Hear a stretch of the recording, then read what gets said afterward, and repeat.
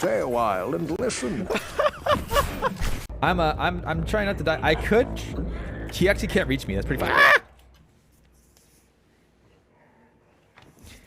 You saw nothing. Just for you, just watch this stream, the best stream on Twitch. Best stream on Twitch. What do you think, Nami? I agree. Yeah. I agree. What do you think?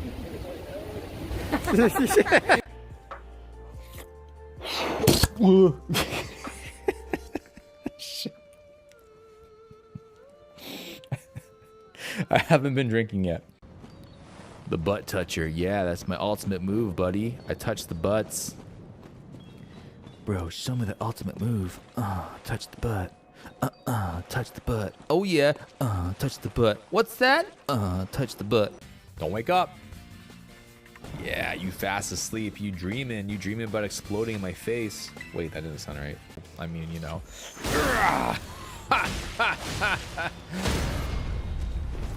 Sorry, I just had to. Whoa.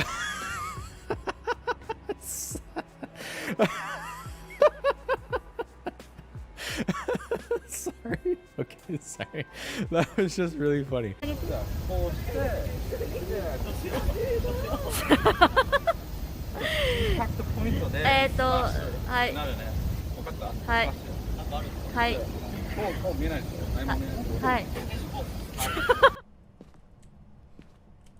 Whoa.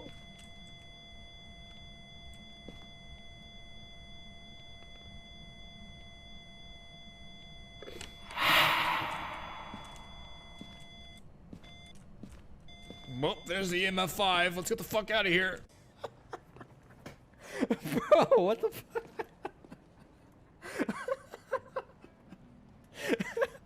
Ne, どうしてのこいつ。座っていいよ。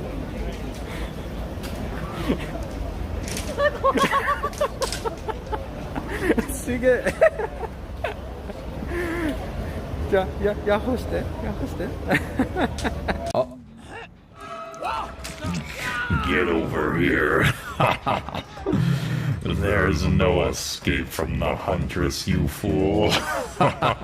Where are you gonna go? Where are you gonna go? To your death. And that's how we chase people with the huntress. Just pillage one off a corpse, man. Hey, come on! Open up! I'm trying to dance too, but you can't see it. So you can just see my arm. Yeah, so we'll just do some dances for a while.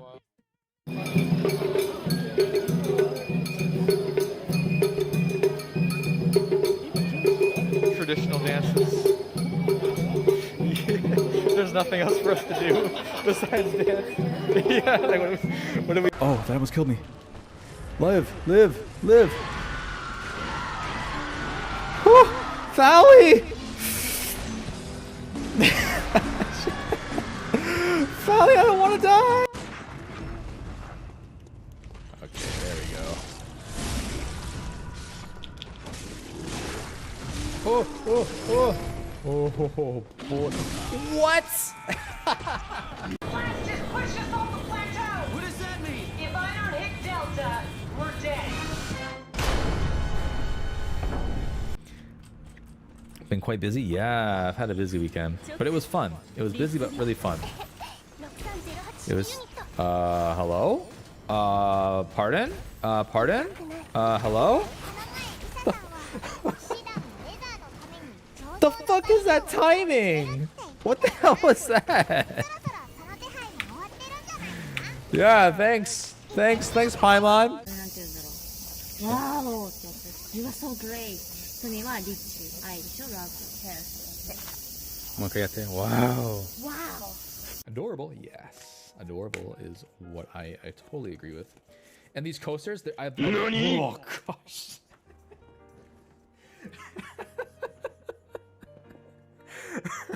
Hey, Jess. Christ, it's so loud. Yeah, so... Hey, guys, watch this. 世界への挑 Oh, 戦 yeah! 再び始まる It's happening. 海賊王の支援を受けてなお I always get pumped for these opening scenes, man. ワールドチャンピオンシップは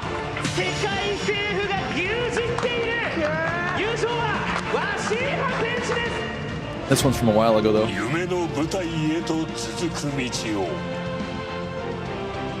己の信じたリーダーと共に突き進め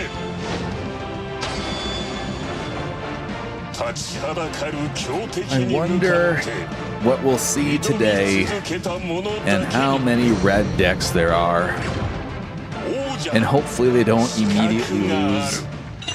I was so excited to see a championship recently that had Shanks to the top 32 and he immediately lost to Roshinante. And I was a sad, sad panda.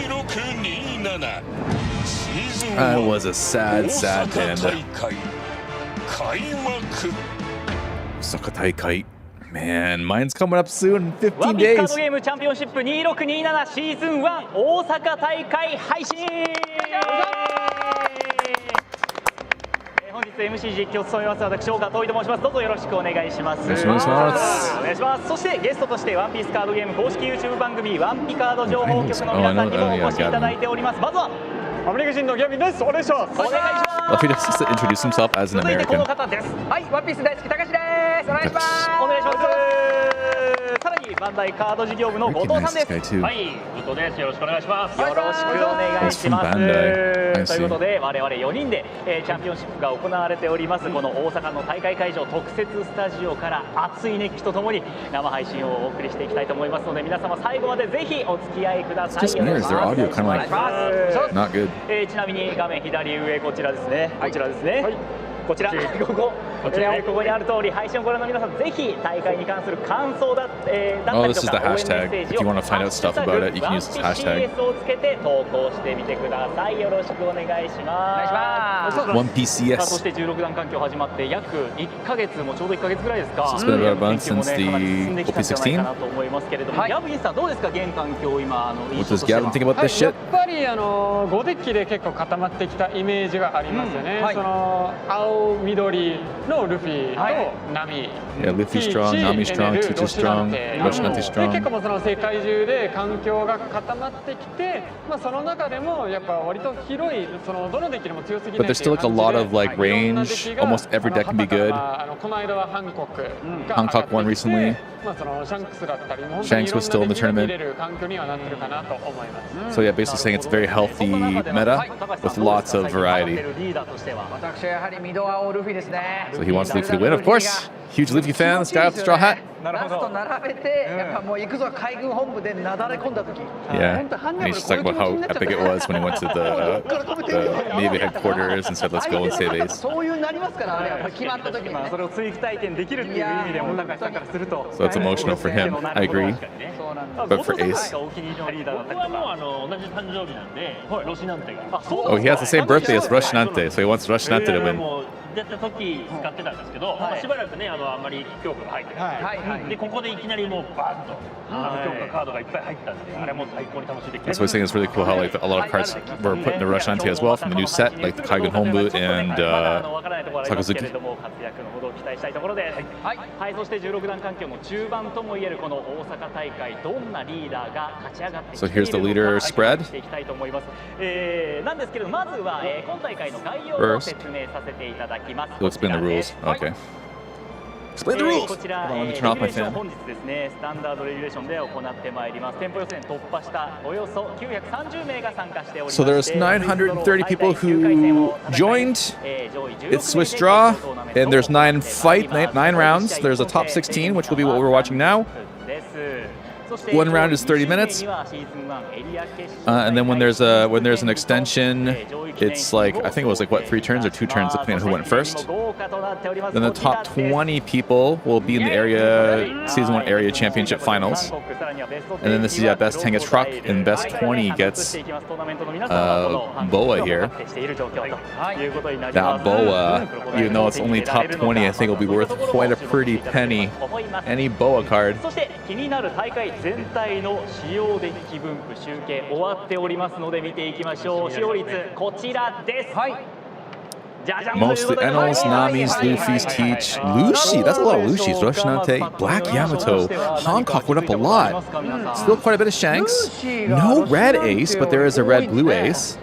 Mihawk, Croc, Kagura, yeah, but Kagura's in there. Buggy. Then blue, purple Luffy, blue, red Luffy. There's a little Emu there, a bit of Enel with the yellow Enel, Sengoku.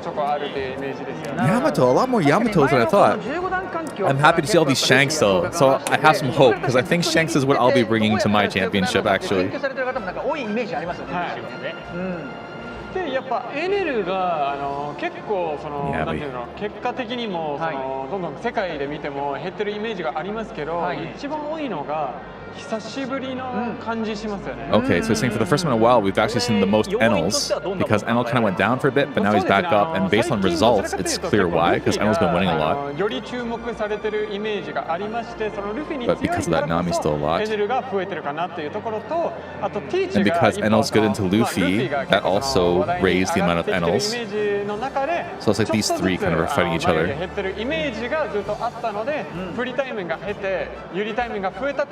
So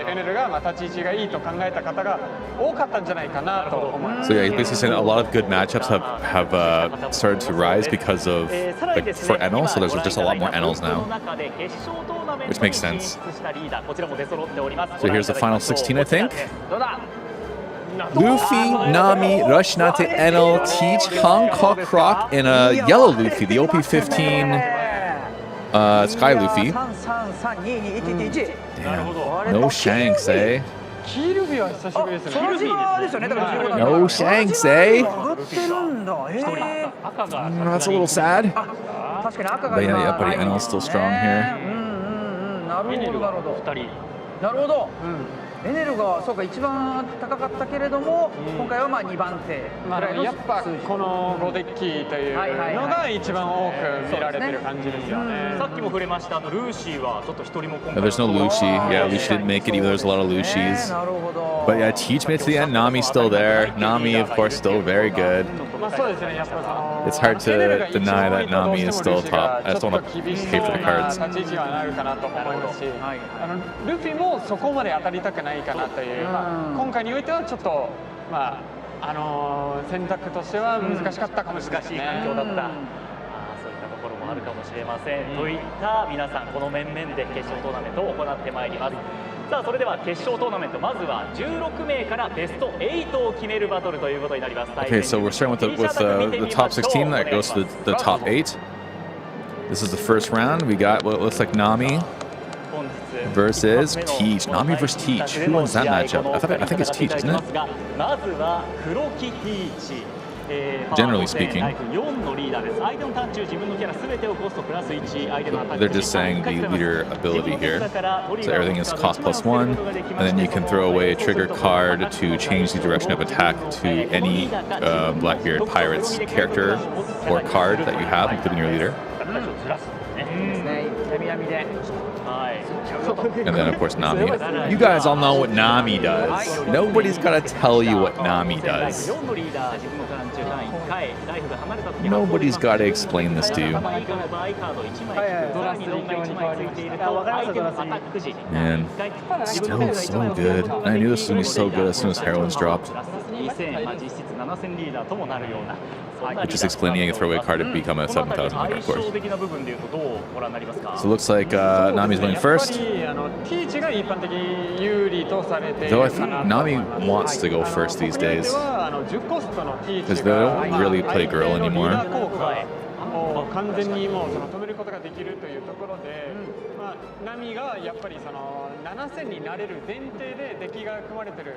Yeah, they're saying like the ability to go to 7,000 leader against Teach is also quite strong because their early plays are all like pretty low swings until they get to Teach's basically.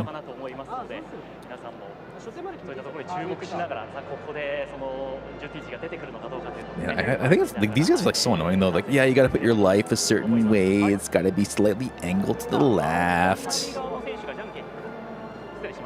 Okay, wait. Does that Teach has a Nightmare Luffy in his deck? Wait, I don't think I've ever seen that before, actually. I think is that a new tech? I don't think I've ever seen that before. I've seen like it in Yamato a couple times, but not in Teach. Is that good or bad? Like, when would you play that? If you're forced to go first, I guess it's a really good going first play. but he's not going first, which might be why he mulliganed here. So Teach did mulligan.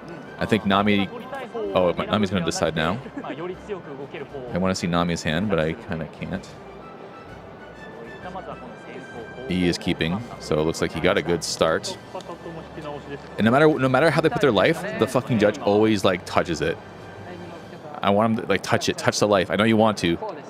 Here he goes. Yeah. Turn it sideways a little bit. That's so annoying. Get out of here, man. Get out of here. All right, so he's shuffling Teach's deck for the mulligan. So they're basically saying that, yeah, Teach wants to find his full lead stage card first, and probably since he didn't have that, he's like shuffling it up. Shuffling it up.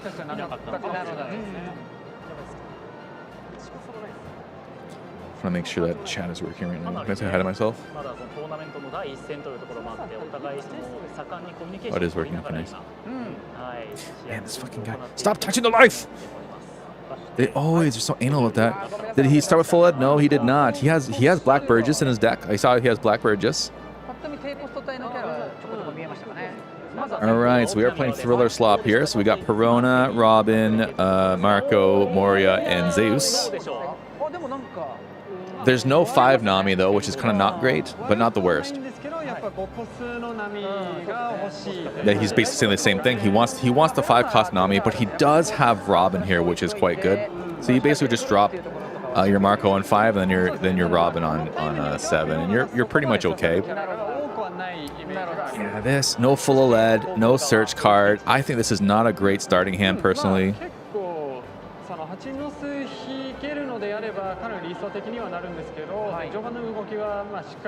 Yeah, so Gavin's saying the same thing, that basically since he has no Hachinosu, it's really hard for him to get started. But everything else is fine. Like this Burgess is fine, this Boris is fine. But yeah, with no Hachinosu, it's really hard to get your deck going. So having no start card, like no search cards from the beginning, kind of sucks.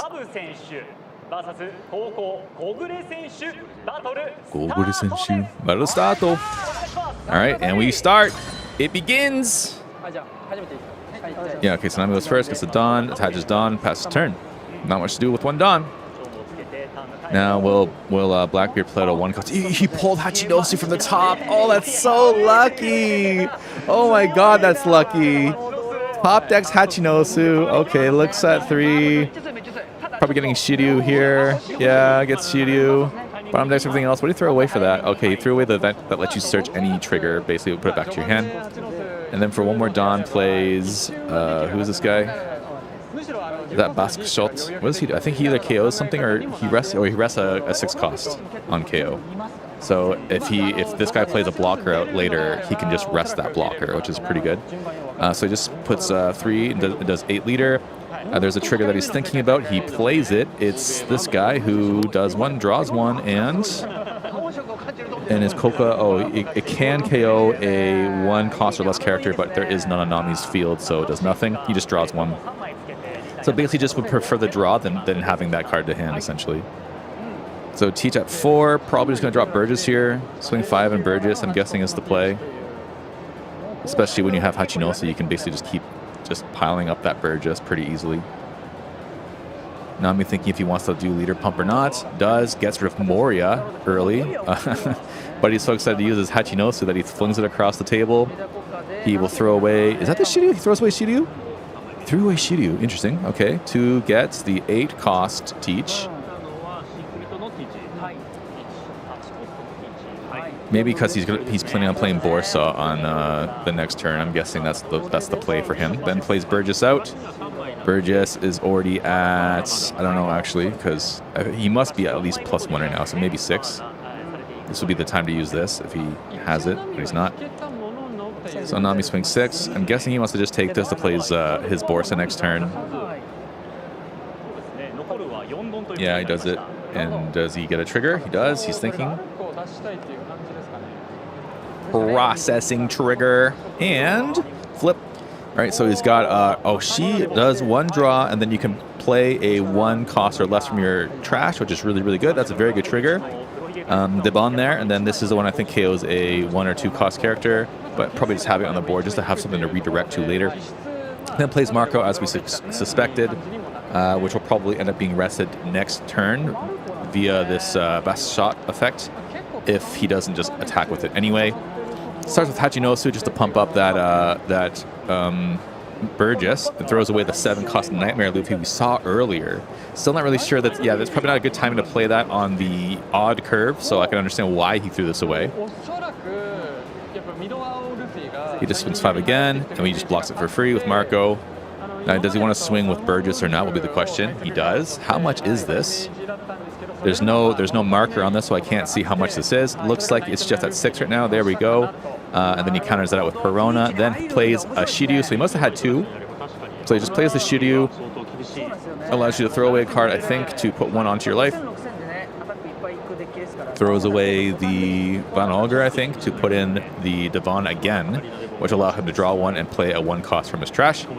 Very strong.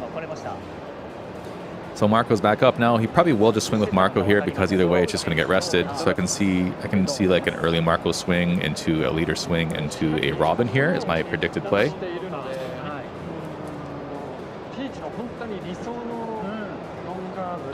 Yeah, they're saying that Teach basically got exactly what he wanted. So Teach is looking really good right now, actually. He's got the Nami. It's a bit too late for Nami. I'm guessing, yeah, it's just going to be the 6 Marco, 5 leader, and then the Robin. But we'll see if he has a different play in mind here.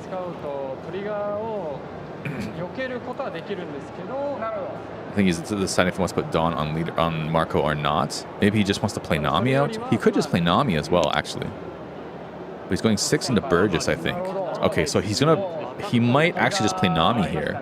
Burn the Devon and then like attack again, so put more on leader. That could be a good play too, actually. So he's attacking into Burgess, which forces counter because he wants to defend this. He can't just take the trigger here. And this also prevents like the useful ability of this guy bust shot. So he just counters 1. Then I think he is just going to play Nami here. Yeah, he plays Nami. Then that trigger just goes to hand, loses that, and then we get 2 extra Dons. It's going to be an 8k swing, which that, even if he redirects it, is going to require some... Well, he puts it into Burgess here, so leader effect trashes the... whatever this one is, gets rid of that to rest the Nami. Yeah. Okay. Still pretty good, and then he did get around the trigger that way. The only issue is there is no Robin on the board this turn, so that kind of sucks for later turns. But still, having low swings is still good into Teach because redirecting a low swing doesn't feel as good. But he's basically just playing perfectly on curve here, so we know he has the 8 cost Teach as well. Probably just going to toss one of his Boruses, I'm assuming, because he has 3 in hand right now to pump up the Burgess even more. So he does that, looks at top 3, probably just looking for the 10 cost Teach now, but he doesn't get it. I know he bottom decked a couple of them already. Deciding between the 2 1 cost cards. Oh, it's Devon. Okay, never mind. He gets Devon, which I think is also a 2k counter. Checking trash already to see how big Burgess is. He's now at +2, so Burgess is now 7. Okay, so he'll go 5 at lead, and that'll force leader effect out. He could also just take it because he's at 4 life, but he's going to get bigger swings coming in soon, so... Thanks for coming in, buddy. You're first. As expected, welcome to the championship. I gotta put... Maybe I should put my camera somewhere else, because I'm realizing it's like in the way, kind of. What if I just do... From Ireland? Damn, what are you doing in Ireland, dude? That's pretty sick. Let's go this way. Welcome to the One Piece Osaka Championship. So he did that. I'm guessing he did use leader effect here. It looks like he threw away a Teach to do this. Then he swung 7 into Marco. He countered that, and then Shiryu went 8 into Marco. He took it, drew 2. Plays Teach to just, I think, look at top 3. Put the favorite one onto the life. What did he choose? What did he choose? I didn't see it. Devon's pretty good, though. Oh, he's got baby. I think Devon's better. Yeah, okay, so he goes for Devon. All right, so we got Devon out, which is going to draw him a card and put another 1 cost out, which is really good because he only has 1 left. Man, yeah, this Teach is looking pretty good right now. Teach is looking pretty good, man.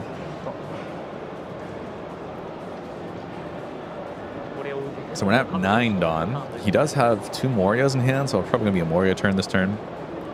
You can probably stop the Burgess or Shiryu from attacking next turn, which is good, because you'll stop some pressure. And he really only has the redirect to this if he wants to do a KO thing, which only gets rid of like a 1 cost or less, so that doesn't really do much. Oh, he's just going wide. I see. So he's going 6 to, I'm guessing, face here. Interesting that he already played out this hogback. I wonder why he did that first.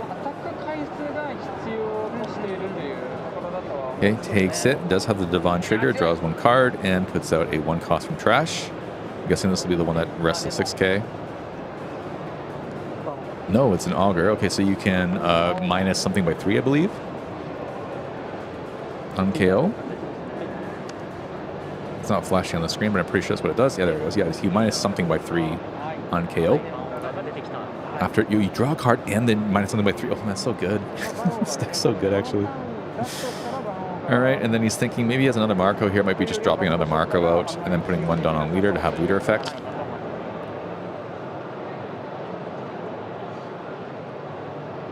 The order of him doing it is a bit strange. Checking his trash. I'm not really sure what he's looking for. Maybe checking with the kinds of triggers he can maybe face here. Is that 5? I think he just played 5. Is there like another Nami or something? Oh, plays Corona. Oh, he has 1 down active still. Okay, so stop. And he doesn't attack. He chooses not to attack here. Interesting. He didn't even put a Dawn on leader, actually. Wait, why didn't he put a Dawn on leader? Oh, wait, his face. Oh, his face. Oh, no, he fucked up. He fucked up. Dude, he forgot to put Dawn on leader. No, he's fucked. No, okay, well. He's completely fucked then. Yeah, look at his face. He knows too. He's like, man, I fucked up. I actually did this once. I forgot to put a Dawn on my ace leader, and I couldn't use the ace leader effect. And I completely threw the game because of that. It was really bad. Okay, well now he just has to use counter. So he does 2,000 counter, but his leader is still only 5. Hell, you could even just put Dawn on stuff and just swing and just like make your opponent just lose everything. But he probably just wants to play Borsa this turn, I'm guessing. Oh yeah, he's frozen, so he can't attack. Yeah, okay, so Piranha stopped this. This happened to me on my tournament as well before, where my opponent swung with something that I clearly froze, and then I forgot that I froze it though. That was really annoying. Okay, so he swung in the Nami. Nami uses her effect to get out another Piranha to stop something else. But the revealed card is Kikunojo, which he can play. If he takes damage here, he can play Kikunojo for free because his opponent's life is less than 3. Or 3 or less, I guess is technically the wording. Yeah, but leader is wide open here. Just forgot to put Dawn on. There it is, just sitting there. Literally nothing else he could use this for. Just forgot to put it on to leader. Really unfortunate. So is he going to be using a Zeha here? That is the play to get rid of that Kikunojo trigger. That's actually pretty good because he gave the information that he has a trigger here of Kikunojo. So if he plays Zeha, he loses this trigger, plays out a teach, recovers his own life. Yeah, this Nami is... he must feel so bad. He must feel so bad. Was that an Ori no Jidai da? Yeah, it was Ori no Jidai da trigger, so that's the This Is My Age event card. So that's, what, at 11? Leader?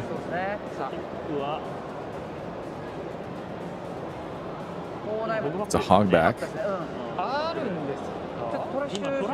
If you have another hogback, it's good, but if you have a Perona, it's not as good. But I guess you can stop Burgess.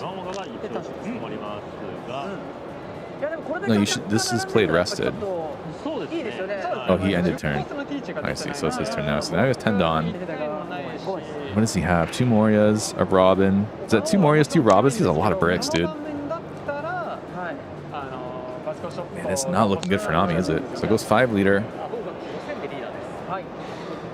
He just takes it. He knows the trigger. It's Ori no Jidai da, so you just use the event ability to look at 5. picks 10 Teach, of course. This will turn off his leader effect anyway on the next turn. So even if he puts Dawn on the leader, he'll won't have leader effect again. And his hand is full of bricks. His hand is so full of bricks. Yeah, that's Nami's screwed, man. Swings 5 again with Perona.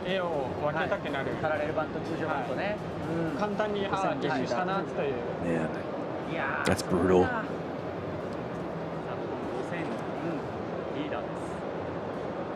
Just counters it normally with Borsellino. Another 5 leader. So again, like all these little 5K swings are actually pretty good in Teach, I think. Because Teach doesn't have a whole lot of hand advantage, so Teach is just really good at redirecting huge attacks, and these little ones are really annoying. Because either way, it costs like with just 1 card to either counter it or redivert it. So it does a 2K with Devon, and then that's 6K, so he's just forgoing Marco being a blocker at all just by attacking with 6K. Just relying on the KO effect to help protect him more.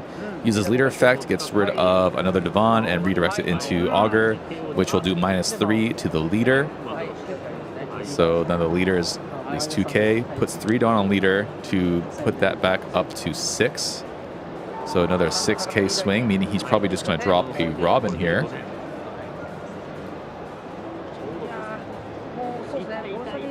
Or is this a 5? It's a 5 swing. Yeah, it's a 5 swing. He just counters with the Borsa, then just plays Robin here, trashes the Zeus to put 2 life in there, and then leader effect activates. He gets a draw, or he should, but I think he already used, no wait, did he? No, he didn't. Didn't he counter all of it? Oh, he did. 1, 2, 3, 4, 5, 6. No, he should have enough to get a draw, right? 1, 2, 3, 4, 5, 6, 7. Did he forget the draw or no? Or did he take one? I think he took the first one. Never mind. I think he took the first one with Pop back. So now we have, yeah, he's just eating a 10 Teach here. The question is, does he have a Zehaha to go with it? Which I think he's going to look for now, probably trashing. Wait, he trashes the 10 Teach. Why does he do that? Wait, why did he trash 10 Teach? Oh, he has another one. He doesn't need to. I see, okay. So he just plays Teach. Then he's going to stop the Robin from attacking, negate leader effect, so he can't use leader effect at all, and his hand's like so full of bricks here. Just goes 5 leader. Man, that's so devastating. Okay, he does a 2K counter with Kumashi, just showing that he has like basically no 1Ks, but he has the Borsa. I think he just doesn't want to use it because he wants to play Borsa next turn maybe. But like, there's no way. He's got 1 Mr. 3 as well. Yeah, I think that's pretty screwed, man. Burgess is now 10K, so he's going to do 8 with Shiryu, just takes it. No trigger, he's thinking. Oh, it's Teach. Okay. Oh, he negates and KOs the Burgess. That's pretty big. That's pretty big, man. That's a pretty big trigger. I mean, I don't know if it's saving him, but that's a really good answer to the Burgess. Yikes. Okay, so we got a 10K swing. Is it going to Perona or to leader? Because Perona, yeah, it's going to Perona, because Perona can't stop anything now. Another 10, probably also to Perona then, because we're just not giving him the board. Yeah, to Perona. Passes. So this can't attack. One of these can attack, or I guess they both can, but one will be a free block from Teach, and one will be a redirect probably back into Teach, effectively stopping like 3 attacks essentially. It's so brutal. Interestingly, since he threw away the other 10 Teach, I don't know if he'll be able to finish up the game next turn, but I guess we'll see.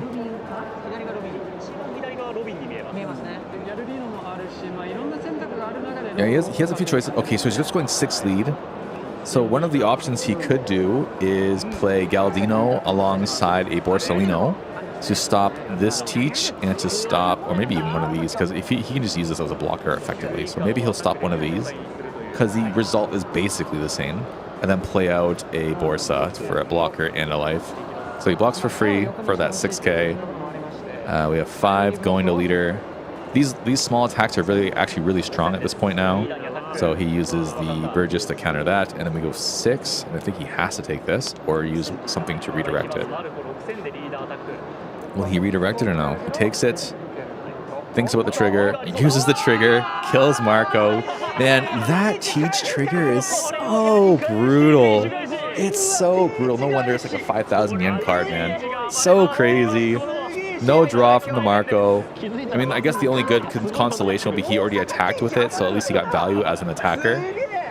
But it looks like he'll probably go Galdino here, and then Borsalino, I'm guessing, is the play. All right, goes Galdino. Draws 2, stopping. Oh, he has to stop this. Yeah, he can't stop a 10 cost. That's right. And then, yeah, Borsalino. So basically exactly what I predicted to happen here. And then ends turn. Teach getting dangerously low on resources here. Only has 3 cards in hand in 1 life. So even though this Nami almost seemingly threw pretty badly the previous turn, it's still in a pretty good spot because he can't really get rid of these. He has no... Well, he does have another teach. He drew the... Did he top deck another teach? He did. That's actually really good too. And then, yeah, basically he can't remove this board because if he tries to get Ha back out, he'll just put a Marco out, and Marco will stop any pressure after that. Okay, so he did use leader effect. Leader goes up to 2, so he didn't swing, or he didn't play teach yet. It looks like he's not going to play teach, so he's going to opt to play the 8 cost teach instead, looks like. Maybe because his life is so low currently. Decides not to trigger. Looks like it was a Zeus.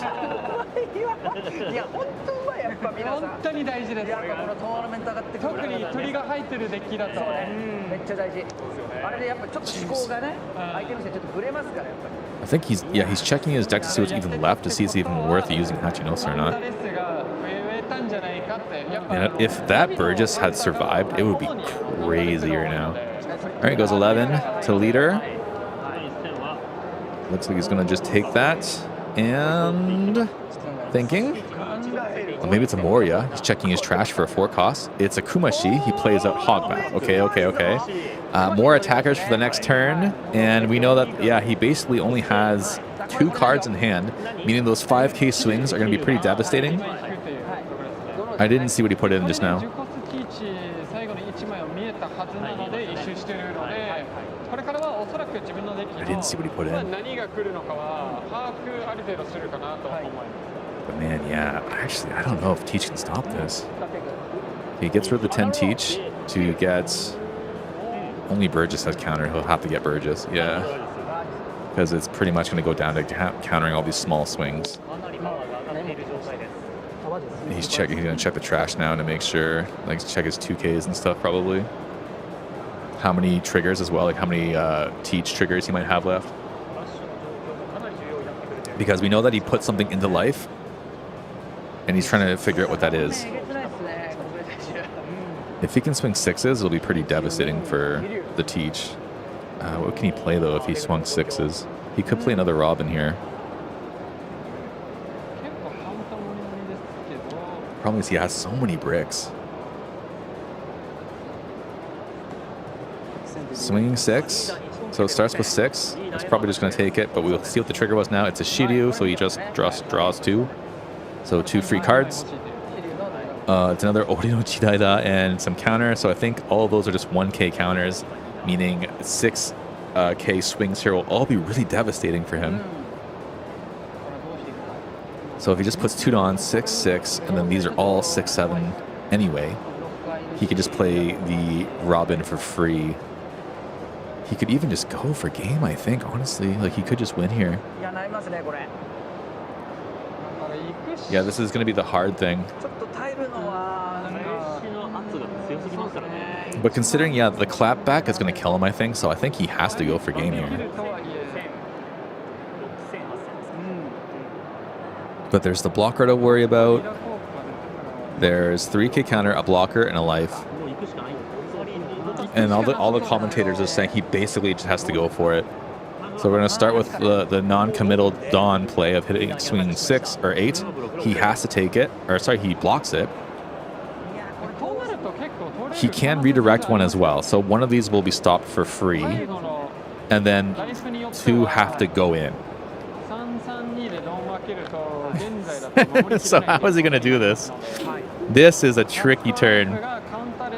Is there a world where he survives the next turn if he doesn't commit here? What could he do? If he had like another Borsa into like something like a Marco, it could be fine. But since he doesn't have that, and he has so many bricks, we have Teach, we have Moria, 2 Peronas, 1 Hiyori. Yeah, I don't know, man. You might just have to go for it.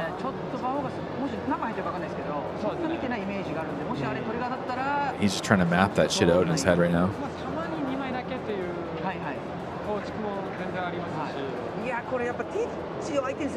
He's just going fast. Okay, it looks like he's just going to try and extend it for another turn here. Can he do that? Yeah, he's going to counter this for free. Okay, counter that. Swing, just counter that. What does he have for 9 that he's going to play here? He might even just take it just to have like the overwhelming, like, actually no, his board is full. What the hell? Yeah, he just probably just counters that, right? Yeah, this Nami's just praying. This Nami is praying. It'd be pretty cool if he had like Sky Island Luffy here. That would be pretty devastating. I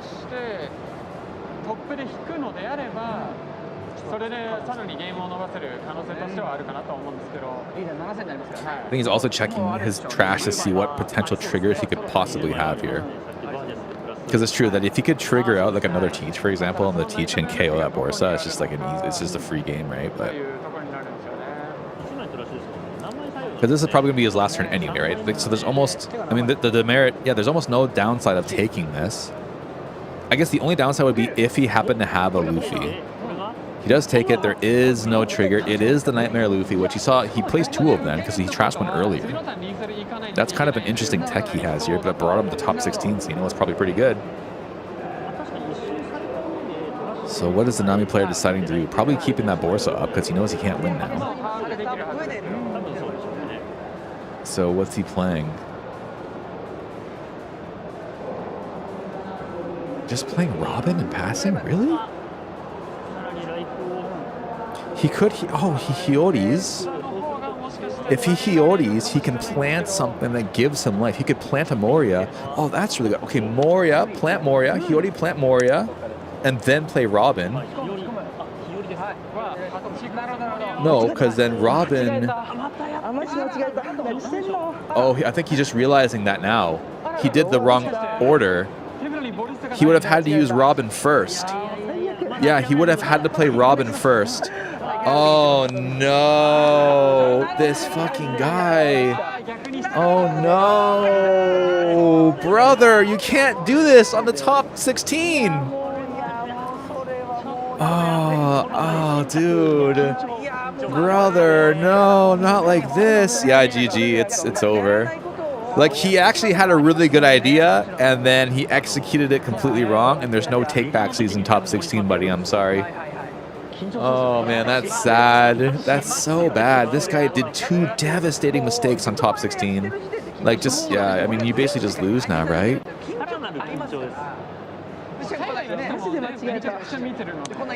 Okay, leader effect. It's 9, so he's say 2-1. Okay, so he uses leader effect 2-1 here. We're taking it. It's an 11 here. We're just taking that, of course. Okay, we got another Rob, another brick. Another 11 here. I don't think he has any trigger. Okay, if it's Moria, you got something. It's nothing. He just loses, yeah. Yeah, GG. Ah, this poor fucking guy. Oh my god. He could have won, I think. If he used Robin first, he could have had 2 life, used Hiyori to take the top life, replace it with Moria. Moria can get him a blocker Marco. He could block a swing and take 2 life, or take 2 hand cards. The pressure. Do you think if he wasn't in the spotlight on stream, he would have made the same mistake?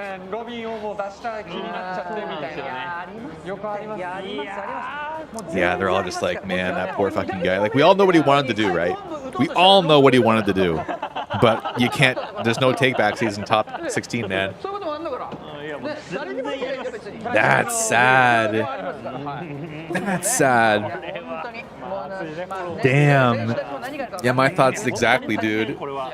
Yeah, like that's so bad. How could you? And he even, because you saw him, right?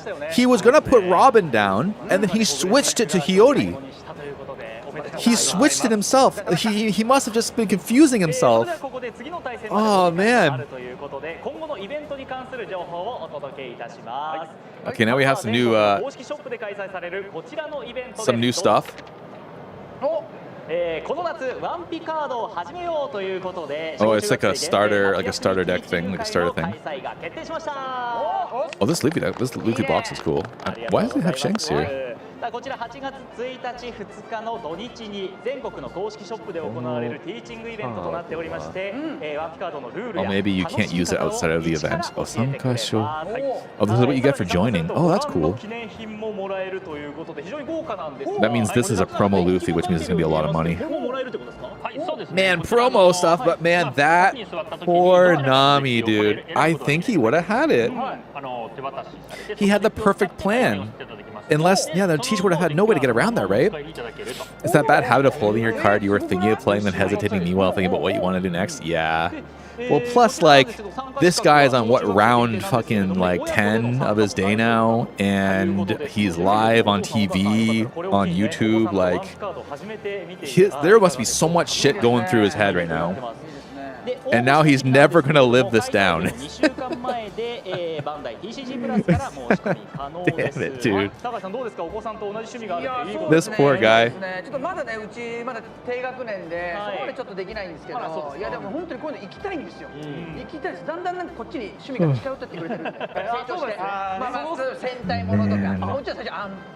Yeah, he had the perfect answer, too. True life, and then one of them becomes a blocker, and then you get 2 hand cards. And he just lost by the 1 swing. He actually just lost by the 10 teach. Would have been his. I think that'll change things a lot, because if there are NLs, there's 2 NLs in the top 16, and the Nami could have taken out the NL, and now that one of the Namis is gone, I think there's 3 Namis, so that means there's only 2 Namis now, unless they also lost. I think this was supposed to be a winning match. Actually, I think this is a winning matchup for Teach in general. So this is the starter deck. Wait, no, it's not. Oh, I see. They're doing the Yonko. So they're doing like the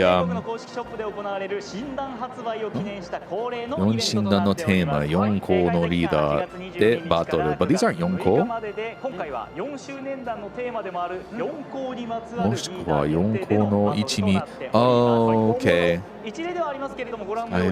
So you can either use one of the emperors, or you can use one of the emperor's crew.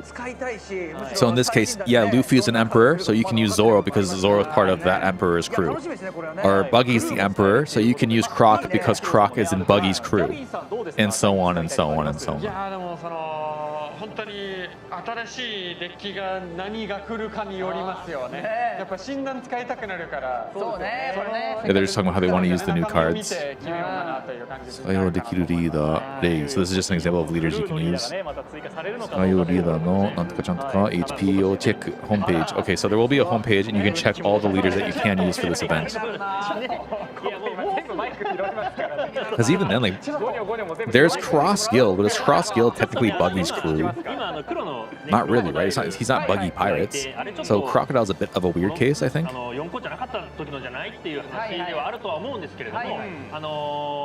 クロスギルドに加入を実績でしているので使えるという形になります。まあだからミホークとかも使うことができます。なるほど。一味ってことですね。 Yeah, you can use Mihawk too.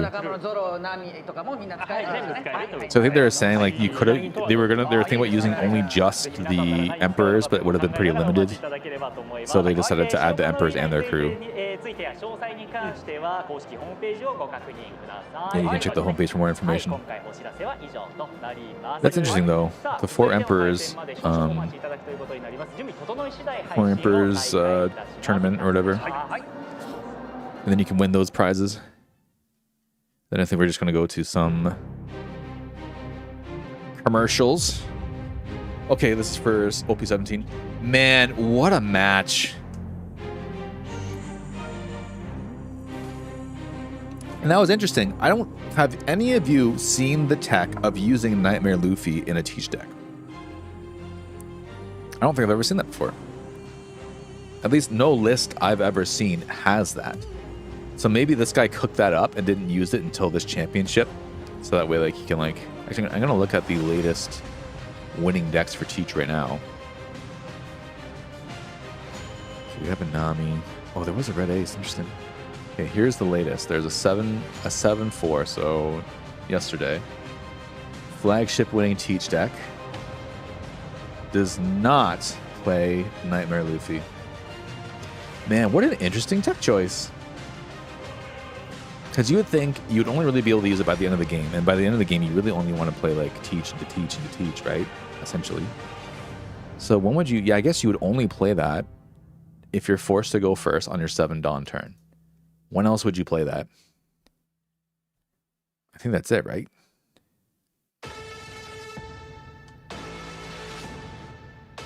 Ooh. Newgate. Shanks being just green bothers me. Since we had all this new Shanks support, I was really hoping that there'd be like a red something Shanks, you know? And that we could still use that Beckman. But I guess that Beckman is just going to be for old Shanks. Which kind of sucks. But I am excited for the new Whitebeard Pirate support that'll go with like the Newgate and stuff.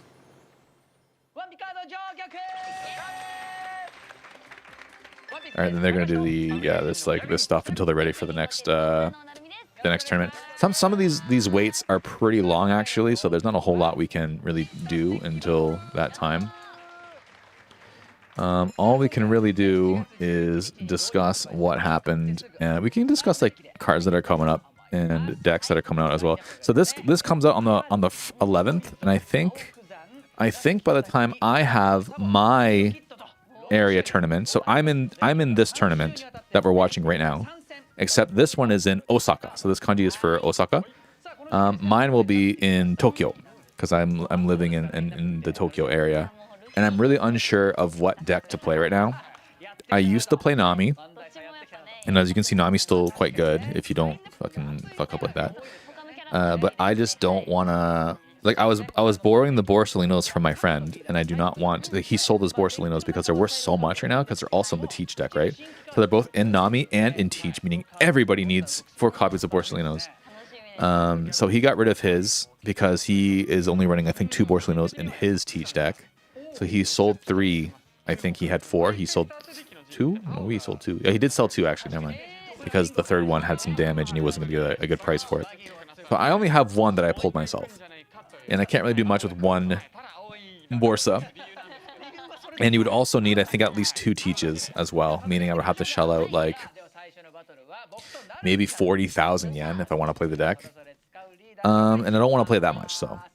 For the same reason I'm not playing Teach. And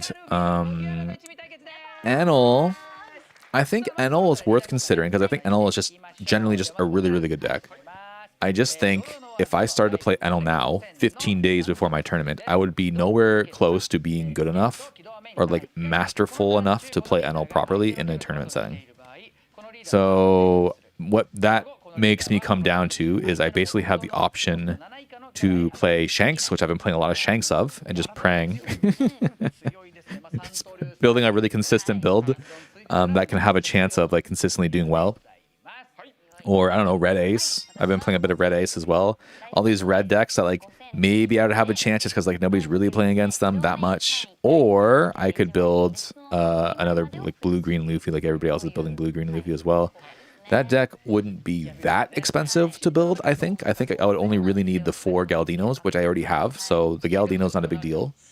And then I think the only other expensive cards are... I don't think there are. Are there any other really expensive cards in that Luffy deck? Let me check some builds. Sanigo. It looks like they're doing starter deck fight. Just to advertise the starter decks a bit. They got this girl from AKB who's completely unrelated to One Piece to be here. Okay, other expensive cards. I don't know how expensive Boa is, but I can't imagine Boa is that expensive. I guess Prisoners of Impel Down technically would be one of the more expensive cards in this, just because every you need fucking 9 of these. Everything else I think is cheap, expensive. Actually, maybe the buggy. I'm not sure how much buggy is, to be honest. This Brook, I have one of these anyway. It doesn't matter. I think I have 2 or 3 of these prisoners, but I would need a bunch more.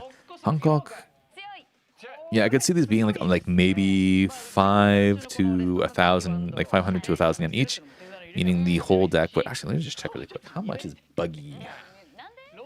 How much is buggy SR? Buggy SR is 500 yen. Okay, so it'd be about 2,000 yen for that. Oh, look at this. You get 4 of them. Never mind. It's actually a lot cheaper than I thought. Actually, that's really cheap. It's really only Galdino that's expensive. And how much is Hankoku SR? Hankoku SR. I think I have 2 of the green one anyway, to be honest. Wait, did I spell this wrong? Oh, I did spell it wrong. It's Hankoku with a chichatsu. Hankoku SR. It is about... I don't want the parallel, I just want a regular one. Yeah, about 500 yen. Oh, even cheaper. Actually, yeah, okay. So the green blue Luffy's very cheap to make, actually. This is cheap. Probably the most expensive card, actually, besides the Galdino, and I already have this. I could make this deck. I just don't really want to. We're back? Okay, so we got... Okay, so we got 2 of the Luffy survived. one Hancock, 1 Enel, 1 Roshinante, 1 Croc, and 1, was that Teach at the end? Yeah, it was, because of the surviving Teach. Okay, so now we're at the top 8, and our players are now going to be... Hancock. Oh, so we have the Hancock. There's another Hancock in Top Cut. Hancock won, earlier this month, so that's kind of scary. So explain the Hancock effect, which is whenever you play a character on your opponent's turn, so basically through triggers, you draw 1 card. And if you have a Dawn on your leader, if one of your 5,000 or higher Amazon Lily or Kuja Kaizugudan cards were to be KO'd, your opponent can, you can force a life to an opponent. Then we have Croc, so Croc versus Hancock. Who wins that? So yeah, Crocodile's effect is all of your opponent's characters cannot be removed from the field via effects, and once per turn you can kill one of your Roxbor's characters, and one of your opponent's characters becomes -10 for the turn, and after that you can trash 2 from the top of your deck. Yeah, I think they're wondering too, who wins this? もちろんどちらのリーダーも現在だとそこまで人気ではない。Yeah, they're both not popular leaders. そのリストとかにはよるかなと思うんですけど、ただしやっぱりクロコダイルが確か7コスのルフィが入ってからずっと自分のリーダーが7000になれるというところで。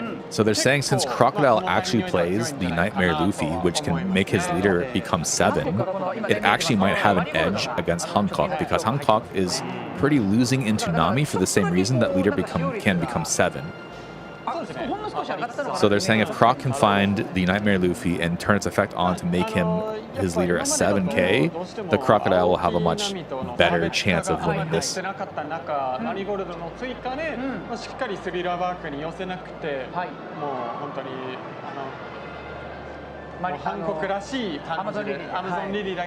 Okay, so they're saying, oh, he does have the Luffy, by the way. So they're saying that Hancock's hand basically doesn't have any thriller slop or anything like that. It's basically like a pure Kuja Pirates hand. So it's more of like a pure build. This is pretty good. Yeah, they're saying like, yeah, what a really strong hand. Yeah, you have Bon Clay, you have your Robin, you have a 1 cost you can bring back, you have Mr. 5 for early, and then you have the 7 Luffy we were just discussing. So a pretty good hand, pretty good starting hand for Croc here. And they're saying it's a Shichibukai Taiketsu, meaning it's like a battle between warlords, the 7 warlords of the sea here. I think Hancock was another deck that I was hoping was going to be pretty good because I wanted to play Hancock again. The issue is Hancock also requires Borsalinos, which I just really don't want to buy. Mommy Boa! Yeah. I do miss playing Boa. I remember I did play Boa for a bit when the Borsalino Quasar combo was a thing. And then I stopped playing Boa after that because I thought Boa just wasn't going to be good. But now with the new support, with the new sisters, it's still pretty strong, but still requires Borsas that I just don't want to buy. So, all right, so Hancock has to go first, which I think Hancock does prefer to go second, generally speaking. So maybe not so advantageous to them, unless they play the Nami, which I don't see a Nami in their hand. So whatever. One Dawn and just passes. Croc draws one, gets a ground death. Or is that a patchwork or a ground death? Is that patchwork? I think it's patchwork actually. You need to be rich to buy the decks. I'm not gonna lie. I think for the first time ever, it was more expensive to buy the Borsalino in Japanese rather than English. Okay, so he basically just played out his 2K counter, was it with Merry Christmas or whatever, and then it used leader effect to just grow the trash up. He just wants to grow his trash, probably for that 7-cost Luffy. Yeah, Miss Merry Christmas. Okay. Yeah. So the effect is to get rid of a stage, but we don't have a stage. Doesn't matter. It just wants to fill the trash. Swings 8, just takes it. We find a Miss, what's her name? Miss Valentine search card, which is really good. 2 Miss Valentine search cards. So that's perfect for his 4-Dawn turn. But he might just play out the Bon Clay here instead. Yeah, and then just passes. Oh, he just passes. Interesting. So trying to avoid getting a trigger out of Boa here by just foregoing to attack in the first place. Now it's Boa's turn. Boa's got 5 Dawn, probably has a 4-Dawn play. He's checking the effect of Bensum. So this is what happens when you fight against these not so popular leaders, right? Your opponent's just like, what is this? What does this do? Why is Nami on your field? It's like, no, it's Bon Clay, buddy. All right, so for 4 Dawn plays Dawn out. So Dawn gives you the ability to add a rested Dawn to one of your Kuja Pirates leader or characters. So he uses the effect, put a Dawn on leader, and another Dawn for 7 to leader. He just takes it. No trigger. He's got the Mr. 5, I believe, here. Draws to the Fufukuka, the disappointed search card. So now we're at 6 Dawn for 1. Probably just plays Miss Valentine, I'm guessing. Yeah, and then we get a, was that 3 or 5? It's 4. And then I think you get 1 and trash the rest, if I believe. Yep, you trash the rest. So he's looking at the baseball guy, I forget what his name is, and then trashes the rest, which is going to be a Mr. 5, Miss Valentine, and I don't see what the last one is. So Babe, his name is Babe, is a blocker, and on KO you can grab an 8-cost or less Baroque Works card from your trash. He swings with the Bensum for 5. Probably just going to take this. I'm guessing looking for triggers here, but we'll see.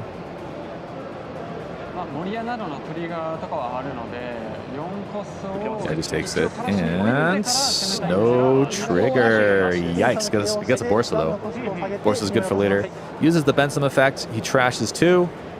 And then plays out a 5-cost or less from trash, which is going to be the Mr. 5. He can rest the... what's her name? Ran, but probably this has character attack, so is he going for... It's character rush, I believe. So he has to go for character, I think, here. Yeah, Kerani attack. So this is character rush, so he's going 6 into Ran, takes it, and uses leader effect, making Croc lose another life. But now Boa has no board. Plays another 1 cost for Fukuga, the disappointed search card, to get the Croc, finally. I think we finally found Croc here. And then for his remaining 4 Dawn, might just play another Mr. 2 out here. Oh, he plays a Babe, so he gets the blocker out, and then he can pull something from his trash when he really wants to. So already has a bigger board than the Boa here, but significantly lower life than the Boa as well, and no way to really get around it. And if Boa happens to have the Perfume Femur in hand when Croc's at 0, then he's going to have a bad time here. Can't redirect attacks like Dofi can. The Boa player drawing a Moria off the top. Boa pretty much doesn't really play Thriller Bark, just has the Moria for the trigger, and you can plant the trigger with Borsa and like other ways of rearranging your life and stuff. So he is at, I think, 7 now? Yeah, so for 7 Dawn, he doesn't really have like a clean play he can do here. He can maybe just like drop a Zoro, or he doesn't really have any really good plays here. I think just Zoro is his best play here. Probably Zoro to trash the Moria. And even for 7, he just takes it. He is not worried about going to 0 here. So he left 5. Does he want to play the blocker? Does he have the blocker girl in his hand? The blocker sister? I think she's 5. Yeah, he does have her. Okay, so I think he wants to just play her out, which is a little bit strange. I think I would have just went for the Zoro here, maybe, but what do I know? Okay, maybe he's still going for Zoro. Yeah, for 4 Dawn, he does play Zoro. But then, what was that 1 Dawn for? Just the troll? Maybe just the troll. All right, and then just passes. Just trolling a little bit. Just a slight troll. Yeah, all right, so now we're at 8, I believe. And he can just play Croc now, really. And just stop the Zoro and just swing a bunch. But I think he can also play, this will also be the opportune time to play out the Luffy. Yeah, they're saying there's not enough for Luffy yet, but he's probably still going to play him. Oh, he plays, okay, so he plays the Robin, I forget what her name is now. This, is it, All Sunday. All Sunday, we get Bon Clay from Trash, the search from Valentine. So Valentine will search. Okay, so this is really good. This fills up the Trash a lot because Valentine also puts 3 more in Trash for you. Chooses the... He has 2 2K counters between Vivi and... what was the other one? Okay, just picks Vivi. So Vivi from Trash, I think you can like trash her and then she minuses something by 2 or 3. I forget which one. I think it's 2. It's 3. Never mind, it's 3. So you can lower the cost, or sorry, lower the power of one of your opponent's 0 cost cards characters by 3. But we're just kind of using that probably as a 2K counter here. So filling up his Trash to use the Nightmare Luffy later. So he KOs the Bon Clay, lowers the cost of Zoro, trashes 2. Probably play out either the blocker. Yeah, he plays out the blocker. So Mr. 5, if you have a 0, if your opponent has a 0 cost character, you can draw 2, trash 1. That's pretty strong, man.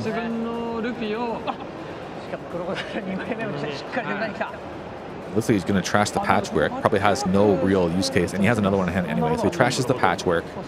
Also wants to know what the Patchwork is, so it just shows him. He knows, so he says that's fine.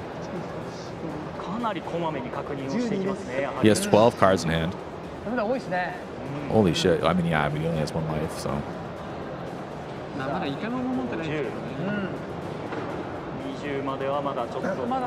Looks like he doesn't have enough cards in Trash yet for Luffy to go off. Okay, so he replaces the Valentine with the Valentine to get more cards in Trash. Oh, he has the Ground Death. This might be good to grab too, actually. Grabs the Ground Death. Yeah, this is also good for turning off blockers later, which will be like something he needs to kind of go for game. And also just has a 4K counter, so when he goes to 0 life, he has a way of countering out, even if there is a Perfume Femur later, that he can just counter that out flat, just counter it. Okay, so Boa at 9 Dawn, I believe, swings 5, free block out of Mr. 5 here, goes for Boa. Opponent is now at 0 life, and Boa is now at 5 life, and just ends. He can use Croc to stop the Boa and the Zoro from attacking here, which is pretty strong. And there is no Perfume Femur yet, so the blockers, the 2 blockers that Croc has, are still fair game here. Yeah, there's no perfume yet for the Boa. Just going 5 leader. He's probably just gonna start taking these just to build up a board.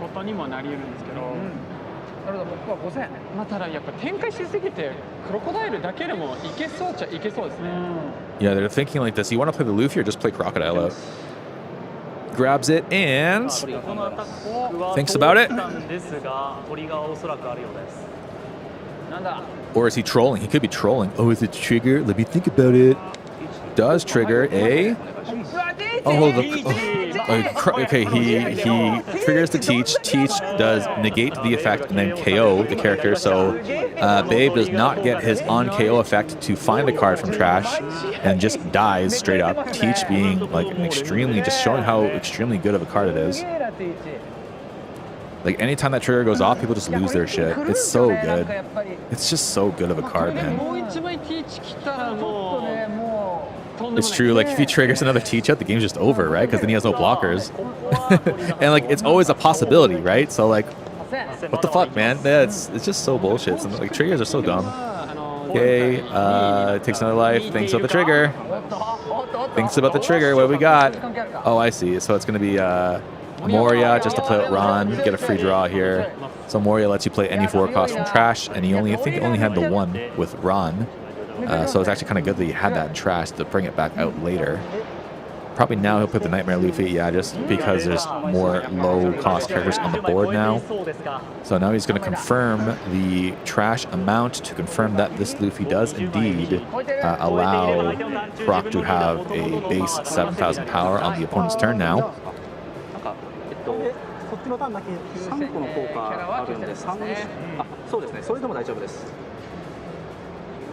I think they're trying to determine how to mark that, because it is only on the opponent's turn, so it's not during this turn. Okay. Did he just pass here? Yeah, so then he passes, he has 1 blocker up, he has the Nightmare Luffy, which also is +2 right now, so it's 9. And then the leader has now a base 7k for the opponent's turn, meaning it's going to be hard for this Zoro and Ran to really do much. But because the opponent's already at 0, and he has 3 Dawn active, meaning like all his counter cards, he's prepared in case there is a Perfume Femur. He probably could counter out this Boa here. But I don't think he has it. Yeah, he doesn't have it, so he's probably just going to go for a recovery method, either with Teach or with Moria here. Actually, he can't use Moria. No, it would have to be Teach. And then he has a bajillion cards in hand, so.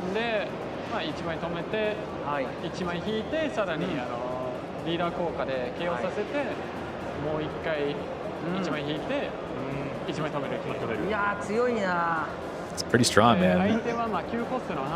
Yeah, because now this Boa probably has to think, do I want to play blockers now? Because the clapback's going to be pretty hard.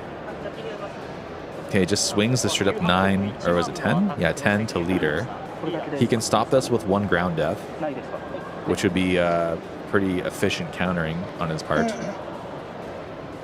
This also probably confirms to him that he doesn't have a, what's it called, Perfume Femur. Checking his trash. Maybe he's looking at the number of events he trashed to see if there's any possibility to get more or not. So it does 1, probably is going to play the ground death here, plays the ground death, +4 to leader, so completely cleanly counters that for 11. Pretty good, pretty good. Okay, what's this guy going to play? Borsa? Okay, he plays Nami and probably into Borsa, meaning this is going to be a very defensive play for him, putting up 2 blockers, switching out his hand cards, getting rid of his bricks that he doesn't need anymore, like the 9 Boa, and probably just playing a Borsa here for another life and another blocker. Very strong, very defensive play, meaning that the Croc is going to have to survive another turn, meaning he probably is going to play the 8 Croc out next turn to stop the Boa plus something else from attacking. Meaning he only really has to worry about a bunch of small attacks, which he's well equipped for with his like 14 hand cards that he has right now. So I'm guessing he's going to get rid of the Boa and something else without counter. Like what though? I think he's maybe thinking, will he need the 8 cost? Is that Moria? I think it is Moria. Then yeah, probably the Moria and the Boa just go to the bottom of the deck, I'm guessing. What? Oh, he puts that at the top. I see.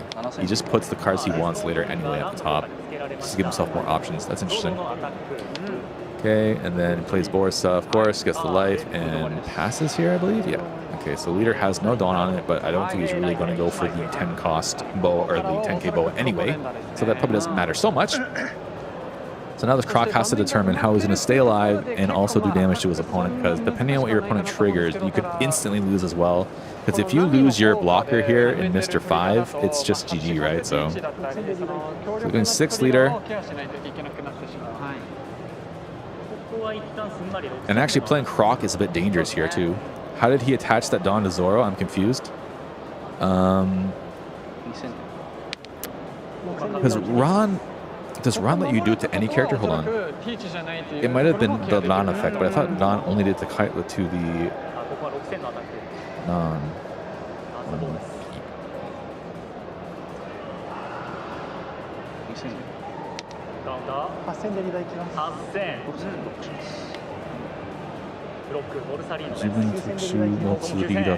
Yeah, I don't know how he got the Dawn on the Zoro. I actually don't know.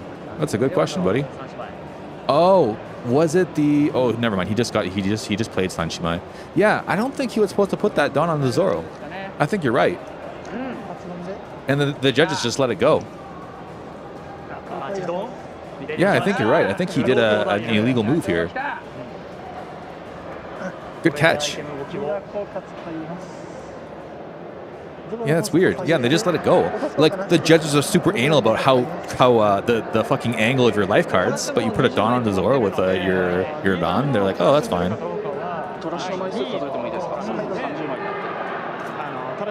Man, I should have called that shit. Yeah, that's a good call, man. How did the judges not call that? And then we just figured that out immediately. It's so weird.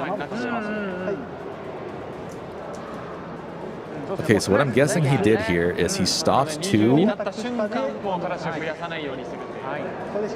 He paid the judges off? Man, you never know, do you? I'm surprised he didn't use a patchwork here. You got to patchwork something as well.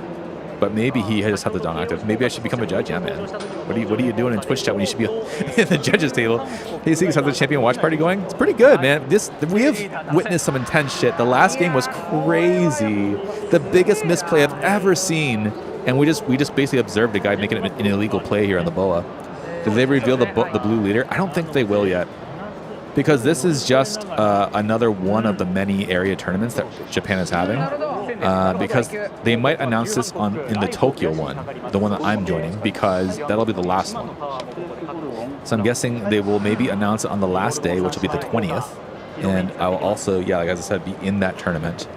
So I probably won't be casting that one unless I lose very fast. And then I go home just in time to cast it again when I get home. That's what happened my last time. That's what happened last year. I lost so fast that I just went home and just started casting it anyway.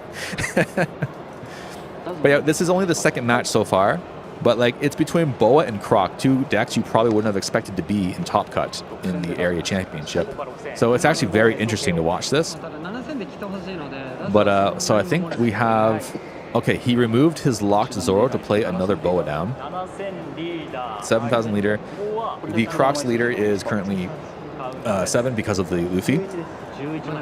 Feels like OP 14. Yeah, man. It's good. There's not many new cards, right? Like, I think Boa is basically playing the new Sisters card, but that card hasn't really seen action this game. So it's basically like they're playing... Oh, wait, we did see a Teach. We saw a Teach trigger, and that was really good. Do you have decks in multiple languages? No, I live in Japan, so I just play with the Japanese cards, which is good for me because they're significantly cheaper anyway.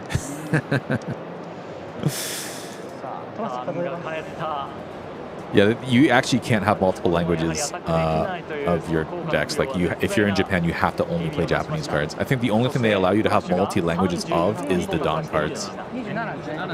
So he has 27 cards in trash, so he's 3 shy of making this Luffy become 10k. And I don't know if he wants to use his leader effect because I mean, he's probably going dangerously low on deck cards here.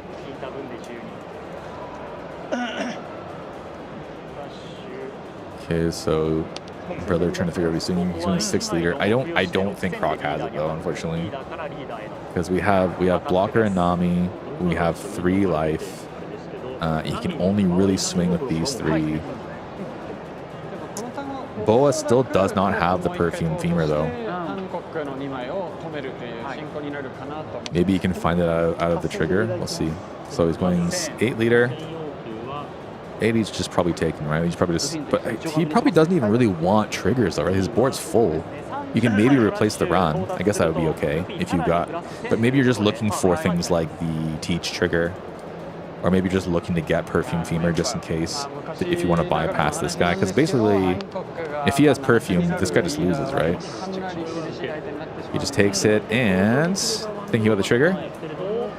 Yeah, the trigger camera is always late. He gets a Moria out. Okay, so he's getting a 4-cost anything from his trash. Could be the Zoro here. Could be playing Zoro on top of Ron. That'd be a really good play. But what does he throw out from hand? Probably one of the bricks. He does have a Moria in hand still. Yeah, so he does play the Zoro out. And then Zoro can probably just trash the Moria. Oh, first you get a draw. That's right. You get a draw from leader effect. Then you can trash... Oh, yeah, you can trash the other Zoro because you're probably not just going to play that.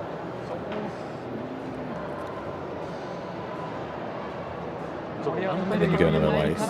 Yeah, so there's no way this Boa's losing this turn. I think Boa's got it. Okay, we got 10 to leader. Another trigger. What's that trigger going to be? Boa's got this for sure. If not Femur, then Croc will probably deck out. No. Maybe. I mean, he doesn't have to trash, though. Like, you don't have to trash with the leader effect. It's an option. So I don't think he'll deck out, but I just don't think he has enough counter. Like, this is there's some big bodies. And if he can use this effect later, then everything gets an extra dawn on it. Like, it's just crazy.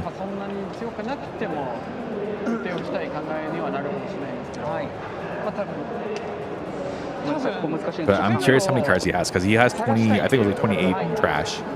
If he has 28 in trash and 10 in his hand, then how many is left in his deck? Probably 10. But yeah, you can choose to slow down, because you do not have to trash with leader effect. You can choose to trash, you don't have to. So you can kind of control your remaining cards. He just goes, just takes it, and we get the trigger of the Boa Marigold, I believe, which is a blocker. So again, for sure, 1000% not dying here. Trashes. Oh, he has the perfume. He drew the perfume, so he's got it now. He drew it, so he's got it. He stops the Boa, but he's basically stopping both Boas here. Wait, is he? Does he have another Croc? Yeah, he has another Croc, so he's stopping both Boas. Okay. So he is preventing the Boa perfume combo. So his biggest attack, if he decided to go this route, will be probably this. Yeah, it would be... Because you play 2, then you... Is it +2 for this? Or it has to be a Shichibukai, right? I think this also still has Shichibukai. I think that a Shamrock leader would be really cool. I think all of those new leaders will be really cool. 16k. I mean, he gets the one rested Dawn as well with this, because this can reveal to put a Dawn back on. So is it 16? Maybe it is 16. Gorgon Sisters has does have 7 Warlords, so you can use the Gorgon Sisters as well, put a Dawn on itself. But I guess it's basically the same as this, so I mean, it'd be the same as Swing Leader anyway. Because I think, does this give you 2? I think it's +2, right? So you basically get the full 15 +1 for the rest of Dawn. Yeah, it would be 16k then. So it would be 16k, and the Croc only has 1 Dawn up. But has 1 Dawn up and a base leader power of 7. So it actually is not enough for game, I think. Like, it's still kind of dangerous. I think it's still kind of dangerous to go for game here. I think he's checking to see how many of the 4K counters are left and how many cards are left in general. Okay, so it's 28 in trash, and after 2 more cards, it becomes a 3K. I plan on building the new black Luffy leader. I think it'll be really good, of course. I will probably end up building Newgate just because I'm a slave to fucking Whitebeard Pirates. But I'm curious what Shanks will do too. I'm just kind of bummed out that Shanks doesn't have red in it. But I just love the Yomko in general. Like, I'd actually even be interested in playing Kaido if Kaido had a good effect. But I'm curious what the last leader is going to be. I think I still have never actually played or mained a Luffy leader yet. It's always been like Whitebeard Pirates, Boa, Nami.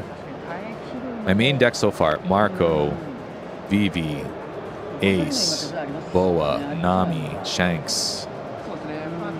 Yeah, I think that's it. I think that's it. Same, yeah. You feel me?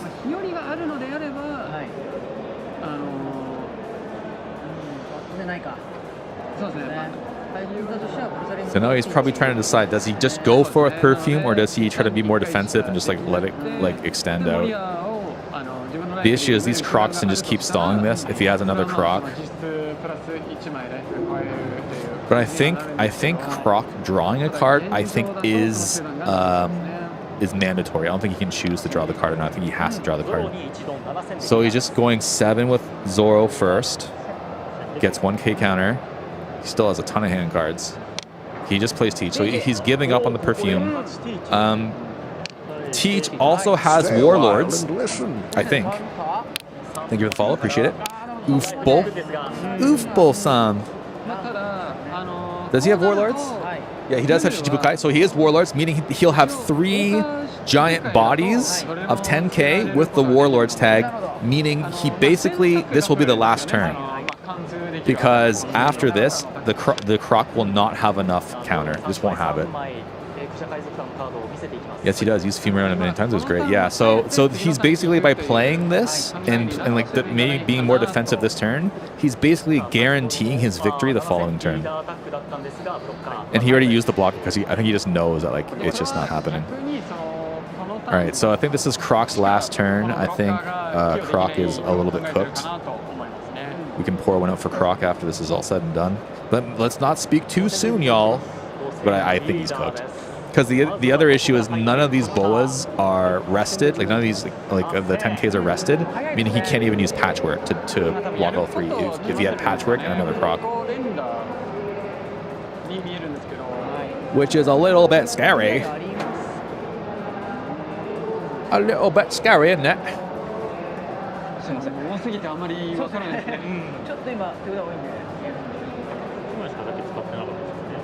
But since this is the last tree, he basically has a lot to think about here. He has to decide what the fuck he's gonna do.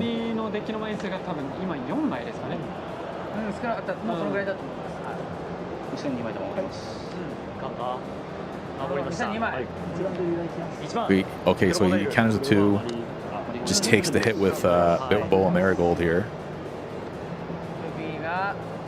I think this guy's now 30.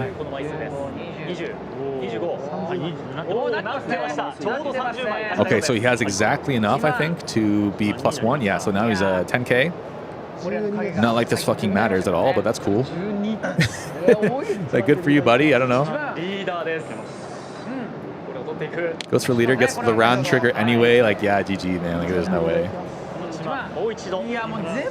Goes for it, takes it, no trigger. Then just going for Croc, I think, here. But he can only stop 2. It's not enough.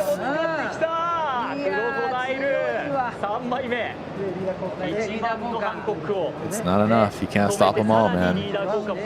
You can't stop them all.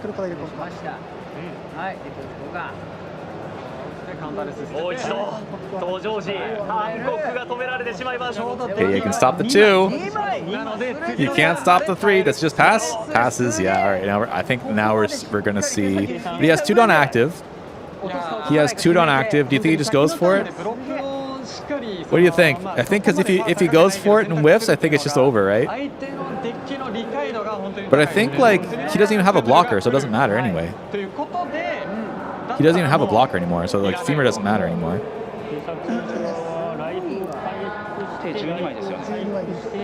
He still has 12 cards in hand with 2 Dawn active. Does he have? He has 1 ground death. He has 2 ground death, so he does have the 2 ground death. Feels like Bo can stall 1 more turn. Yeah, but to do that, he has to like remove his board, right? Like it doesn't feel good. Man, can he stall another turn? You think? We have 8, 8, 8, 10. I don't know if he can. He doesn't have any hand cards, right? Like if you can plant the Omae Kyoto card, like you're the one that should disappear card. This is a crazy game. But he's gonna try and go stall for games. So he's gonna play Borsa here. Does he have another Borsa to play down, or does he play a blocker? Goes for another Borsa. The most hated play in all of One Piece. The most hated fucking play in all of One Piece. There it goes. I can see 2Ks. Maybe 20K is enough. It isn't enough. He has 2 of the ground deaths, so it wouldn't have been enough. Actually, he would have stopped it. So this actually was the best play for Boa. So it's gonna be what, like he ground deaths. Okay, he's just going like this is it. This is all he can do. Like this is his last turn. He does double ground death to negate the blocker effect of both Borsas. So now there's no more blockers for Borsas. Then he has 8 Dawn remaining to stack onto all these characters to just go for game. He's going for it. It's time. It's time, boys. What does he have? He has like no counter though, right? He has block, he has no counter, no counter, no counter. And then he does have the you're the one that should disappear, so he can have 3 counter out of nowhere. But I think everything else is no counter, right? Yeah, everything else is no counter, I think.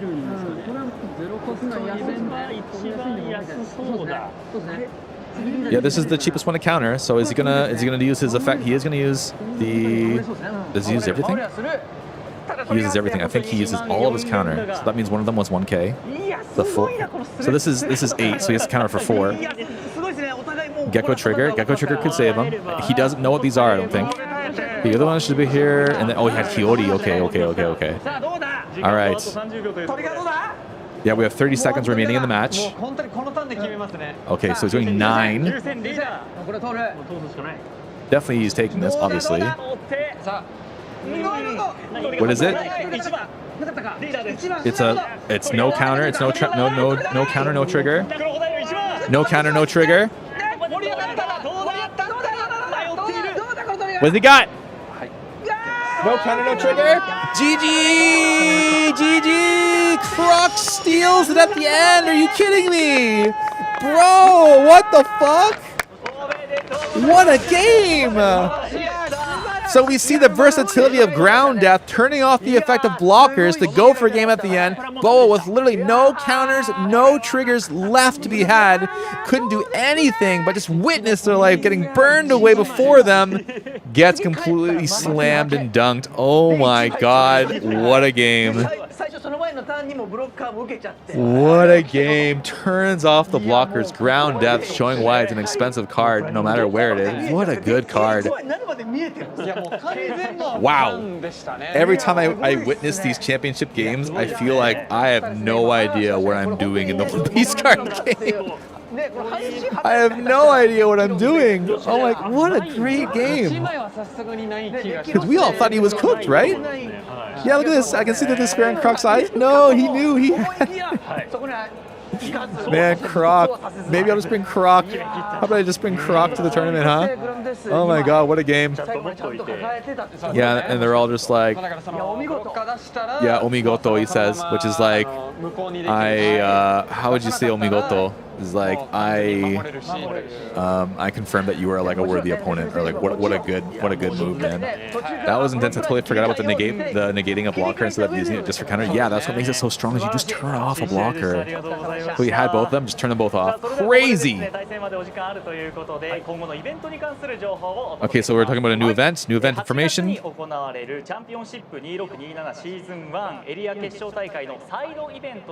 So it's a side event for the area tournament, which is going to be with this Hancock 3-on-3 flagship battle EX. The winner gets his Boa. Damn. So this is going to be...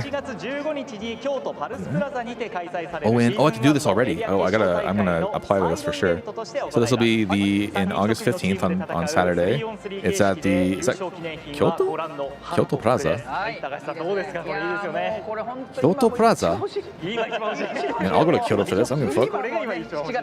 Damn, look at this Boa. Beautiful card. This is the new one, the new green Boa. But a 3-on-3 flagship EX. I still have never been to a flagship, or sorry, a 3-on-3. I've never done like a 3-on-3 or like multiple team events or anything like that. Man. Zehi, yeah, I'm definitely gonna apply for this. I need to make a team and go to this. It'll be my first time playing 3-on-3. It says it's easy to join, so.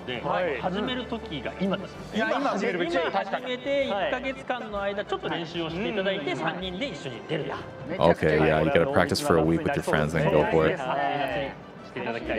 Damn, I want to go. I'm excited. 皆さんね、仲間を集めて参加していただければと思います。シーズン1のエリア決勝大会では他にもサイドイベントとしてマッチングバトルの開催もございます。And there's the matching battle. Matching battle always has good cards in it. I think right now the matching battle pack has the 5-cost Borsalino in it, which is really good. All right, so now we have to wait for the next event. So I'll take this moment to for both viewers of Twitch and YouTube right now, because we got you both here. I am currently on the rise here. I am 5 subscribers away on YouTube from 1,000 subscribers. Literally just 5. With your support, we could get this over 1,000 right now. if I can get over 1,000 subscribers, I can monetize the channel and the videos. I can like get like some ad revenue or something, just so it's more meaningful to make these videos. You know, they're free.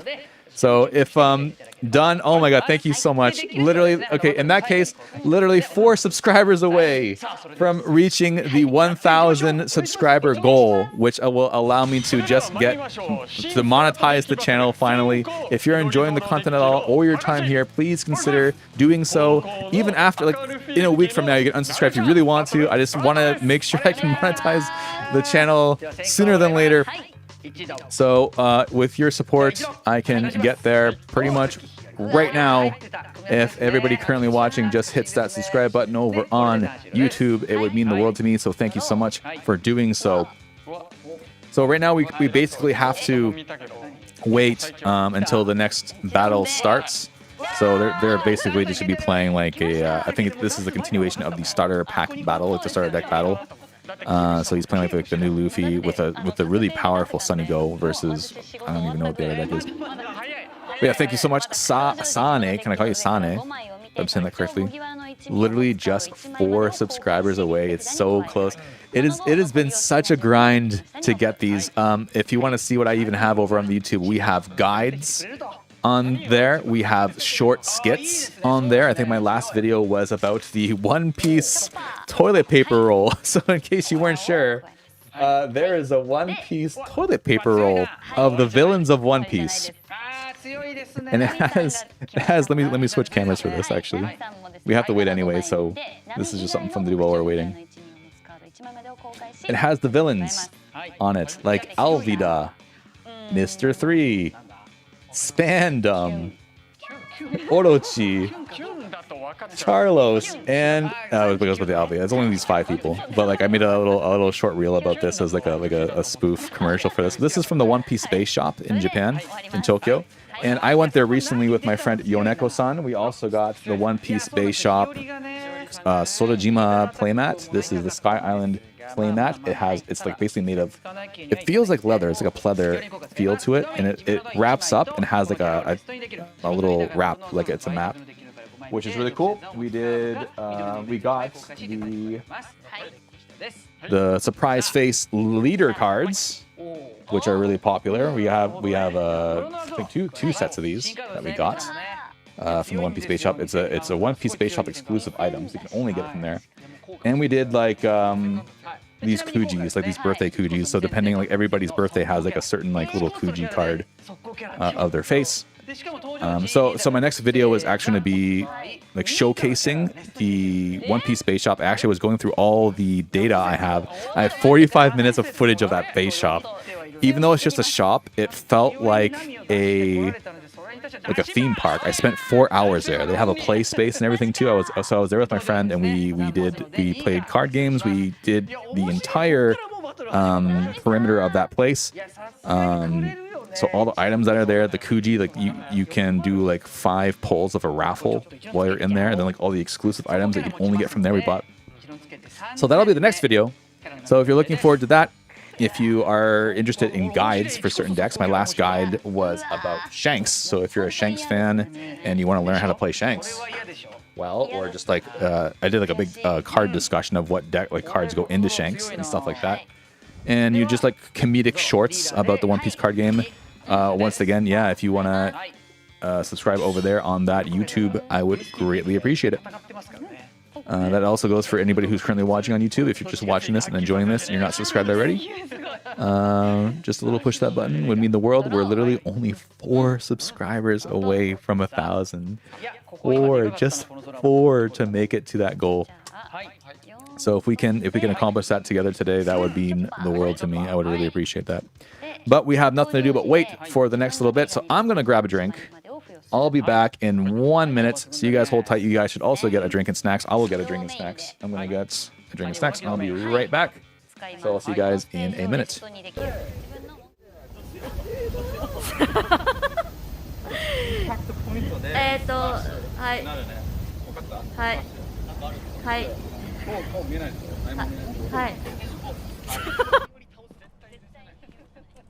Whoa.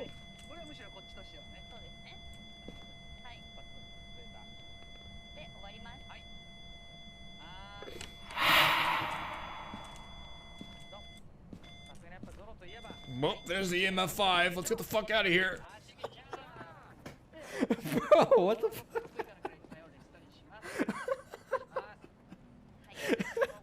Ne, どうしてのこれいつ座っていいよ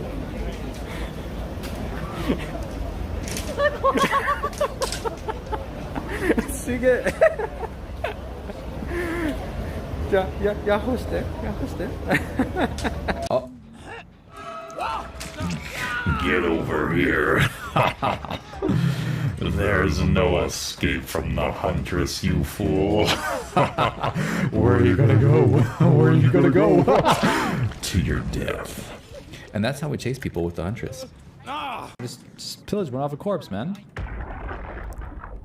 Hey, come on! Open up! I'm trying to dance too, but you can't see it. You can just see my arm. Yeah, so we'll just do some dances for a while.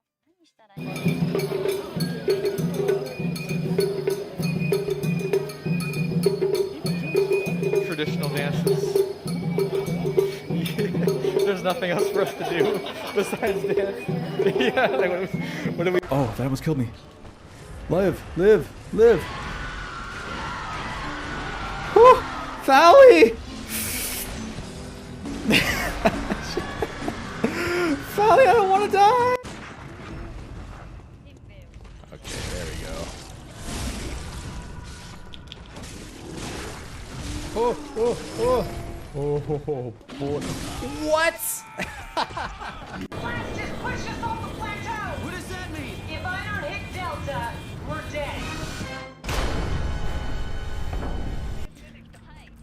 Been quite busy? Yeah, I've had a busy weekend. But it was fun. It was busy, but really fun.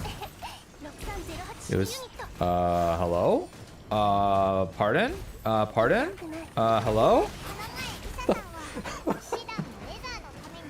The fuck is that timing? What the hell was that? Yeah, thanks, Paimon. わおと思って You are so great スミはリッチ愛でしょラブキャラクターもう一回やって。Wow. Wow Adorable, yes. Adorable is what I totally agree with. And these coasters, I've... And we're back. Alright, this is going to be the following decks. We have Luffy, Nami, Enel, and Crocodile in the top 4. Croc's in the top 4. Enel, Nami, Luffy, we kind of expected would be there anyway, so that's not a really huge surprise. No Teach made it, though. Yeah, and Croc. Dude, if Croc makes it to the end, brother. なんですかこのそう極めたらむちゃくちゃ強くできるみたいなイメージありますもんね。そうですよね。そんな4人でね準決勝行われていきますけれども配信卓では So basically, it's like the 3 decks we all expected, and then like a random Crocodile. Alright, so the next match is going to be... Oh, we have Croc again, so Croc's back on the big screen. Like a boss, and he's going to be versing... It's going to be versing the Luffy. Alright, so Croc versus Luffy. I actually think Croc has a pretty significant advantage in this match. Reason, Mr. 5 can rest and rush into a character your opponent has, and then Nightmare Luffy, again, making your leader 7, makes it pretty effective for like negating all those small attacks. And then Croc itself can stop the boa from swinging, so you don't even have to worry about like a boa restand because you can just freeze the boas. I think this is actually pretty in favor of Croc, like just thinking about this on paper, but I don't really have any experience with this matchup, so I don't really know.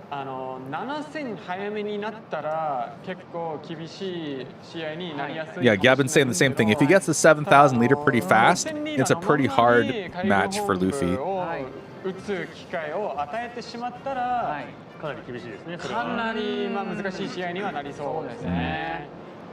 まあただナイトメルフィーがねしっかり7000にリードしてくれるのはまあちょっと後ですもんね。と思ったらこのテーブル見てください。あれトラッシュめっちゃする。Okay, okay. So the hand he has here, they're saying like he can really fill his trash with this, and if he can, does he have Luffy? He does have Luffy. So he has ways to fill his trash, and he has the Luffy. So he literally has the exact answer he needs to deal with this Luffy. That's pretty funny. The only thing I would say that he maybe would need here is the Mr. 5 to pull from trash and rest something, but he can probably just find that with the Miss Valentine anyway, so it's not really like it's really a big deal for him. So Luffy's starting with Brook, which is not so great because that's a late game card, and then you have Croc. This is kind of bad actually. No search card. You really only have the Mr. 2 to play here. Croc is okay to replay the Mr. 2 after if you attack with it. Man, it's not looking good. Like, just looking at this now, looks like Crocodile is very much in favor here. Like, it looks like Croc is... It's almost like a guaranteed win. If Croc loses, I'll be very surprised. All right, there we go. Who's even first here? Okay, Croc going first, just plays the Miss Valentine. Probably using leader effect right away after this. He has 2 Mr. 5s and then a ground death. Just chooses Crocodile. I think that's a really good way to counter the boa, actually. So having at least one Croc is important here. Using leader effect, trashing that, and then trashing 2 more. So just like really building the trash up. Is that a patchwork? Looks like a patchwork in trash. So what does he have? What did he just pull? They're saying something that he pulled looks really strong. Okay, so he just has Das Bones, plays Das Bones, draws 1, leader effect, gets 2 active, and London Dawn plays Luffy. Oh, he has the Luffy. Okay, so he top decked a Searcher, which is very good for him.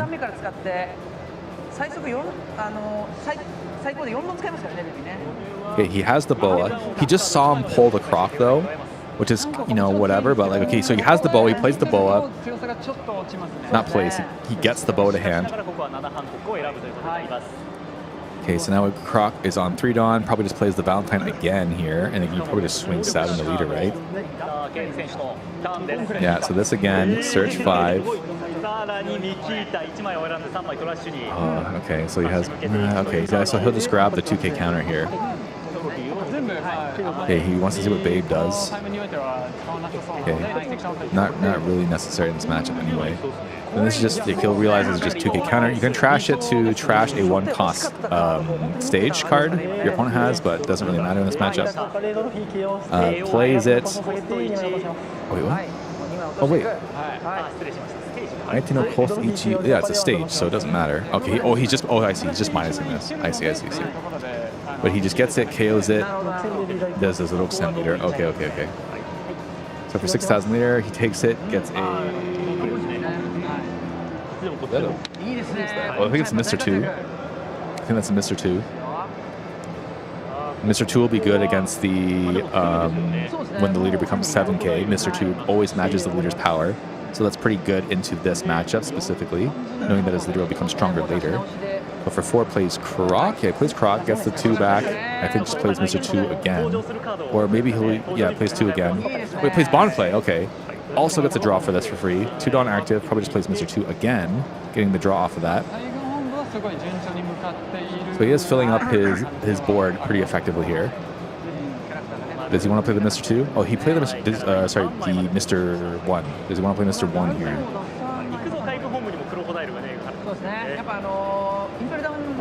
Nope, just putting 2 Dawn onto Luffy and going... Is that 5? Yeah, 5 leader. He's thinking about what he wants to do here. Counting his trash already. Man, he has so many cards in trash, it's crazy. Okay, plus 3, and then 2, so yeah, 5. He takes it, so he's taking that first 5. So, oh, he must have countered this first one then. Okay, so now if this guy pulls Mr. 5 here, it's pretty good. If he pulls Mr. 2 into Mr. 5, or Mr. 1, right? Das Bonus, yeah. So if he can Bond Clay into Mr. 5, Mr. 1, Bond Clay into Mr. 1 is really good. So he has the Bond Clay, using Bond Clay, minusing the Croc. Okay, trashing 2. Does he have Mr. 1 in the trash? Is the question I have. Okay, it looks like he does. I think he just put it to the top. Yeah, he put it to the top. He has it. Meaning he can rest it. This is a blocker too, so he can rest the blocker. Oh, he goes for Mr. 5. Okay, so he'll just draw 2, trash 1 here. He probably just doesn't think he can KO this, which is fair enough. Yeah, he got 2 of the Nightmare Luffy. He doesn't need both of them. That's pretty. He looks like he has everything he needs though, which is really good. The next turn for this one is really good. So he gets rid of probably the second Nightmare Luffy. Yeah, that's what he does. Doesn't need 2 of them, so that's fine. So he has a healthy amount of hand cards here. He has some defense now with this. He can just get a free block at 6k. He has a remaining 1 Dawn, so I'm guessing he's just going to swing. I mean, he'll swing this into Luffy, which is free. And then 6 to the leader. He takes it. And it's another Boa. He didn't. Oh, because this is a blocker. I see, I see. Yeah, it's a free block from Croc, so it doesn't matter. But if he would have played Mr. 1, he could have rested this, killed this, and swung into this. And I think that actually would have been better.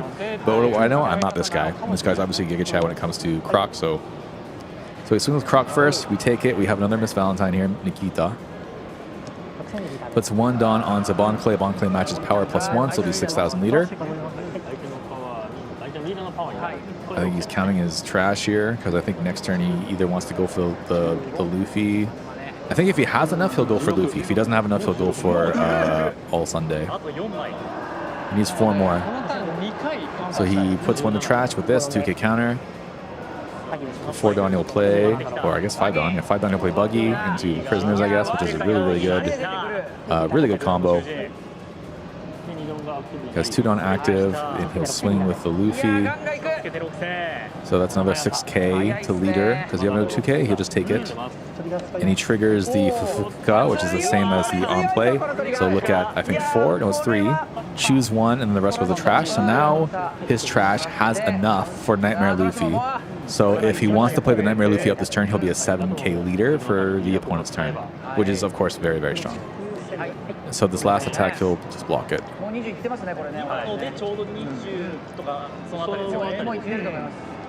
Alright, so the question is, does he want a Luffy here, or does he want to play the All Sunday?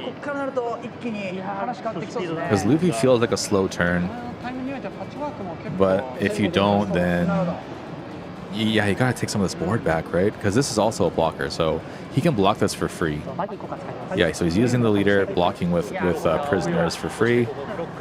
So that's a 6k blocker. He can attack with this to add some pressure. I mean, you really want to get rid of this Mr. 2 because Mr. 2 will match your leader's power. So even if he plays Luffy, this will still hit. So he does 2 to Bon Clay. He might even just counter this because he knows there's not many other attacks he can do besides this one. And since it's a blocker, it feels not as good to give up this attack. As for hand cards, he has 8 in hand. Calculating something with his pointer finger.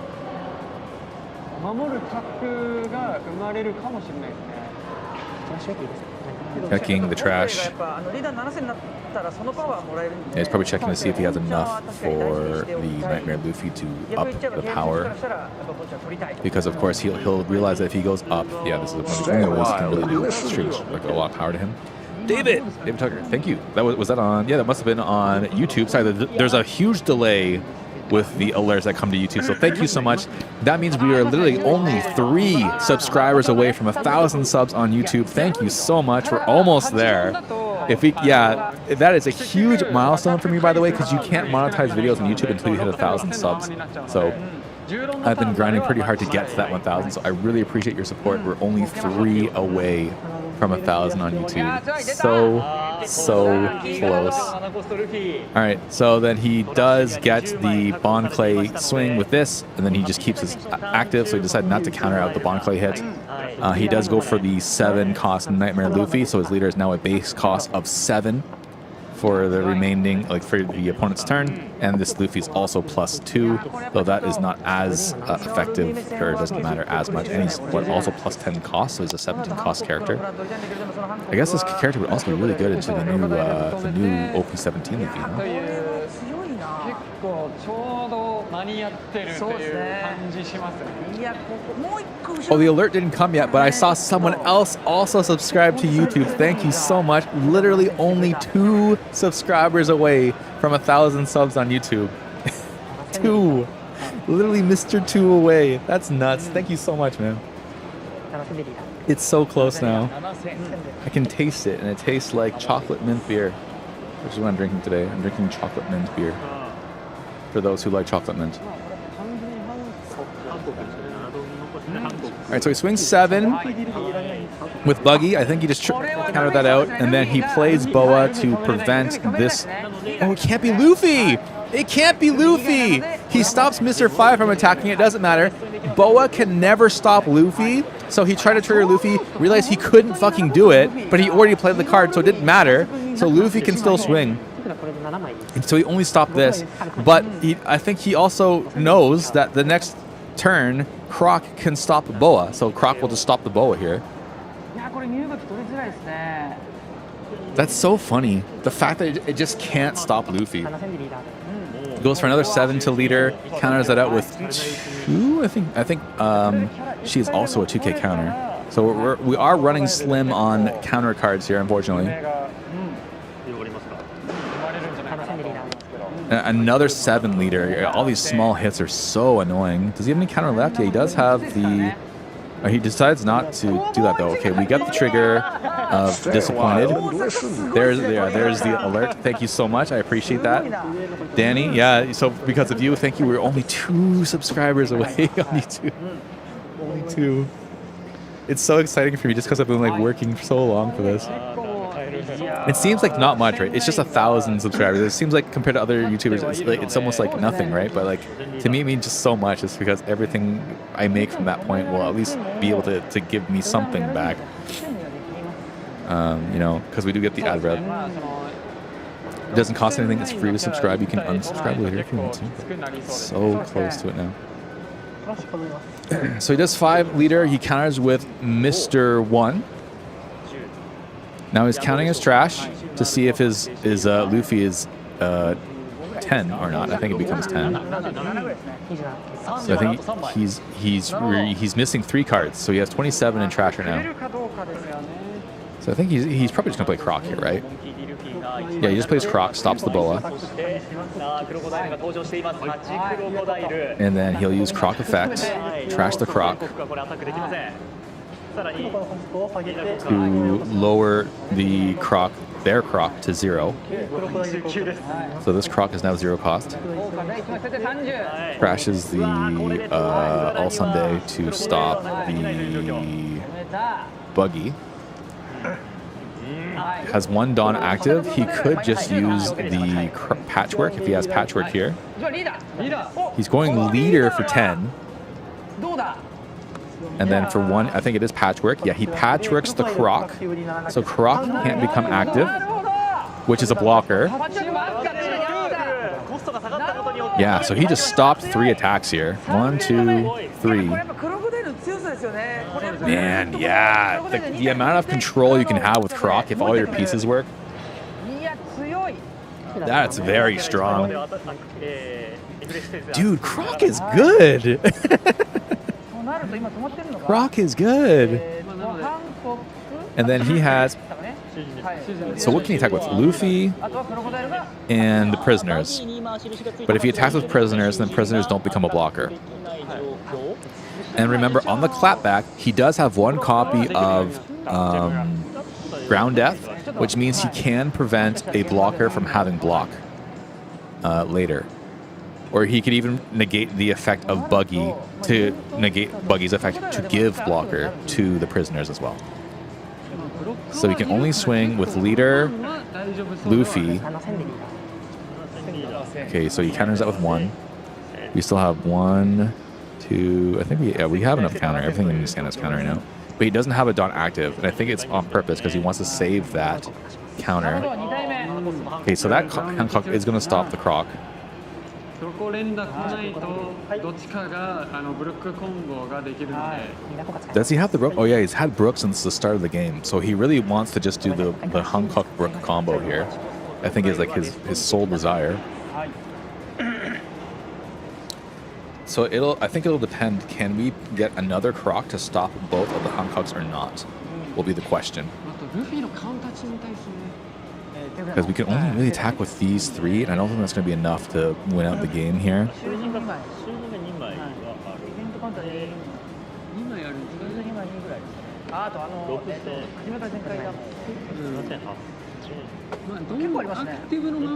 It's funny, there is absolutely no way for him to stop this because the cost is 17 and it's Luffy, so it can't be stopped by Boa. And it's a 10k character.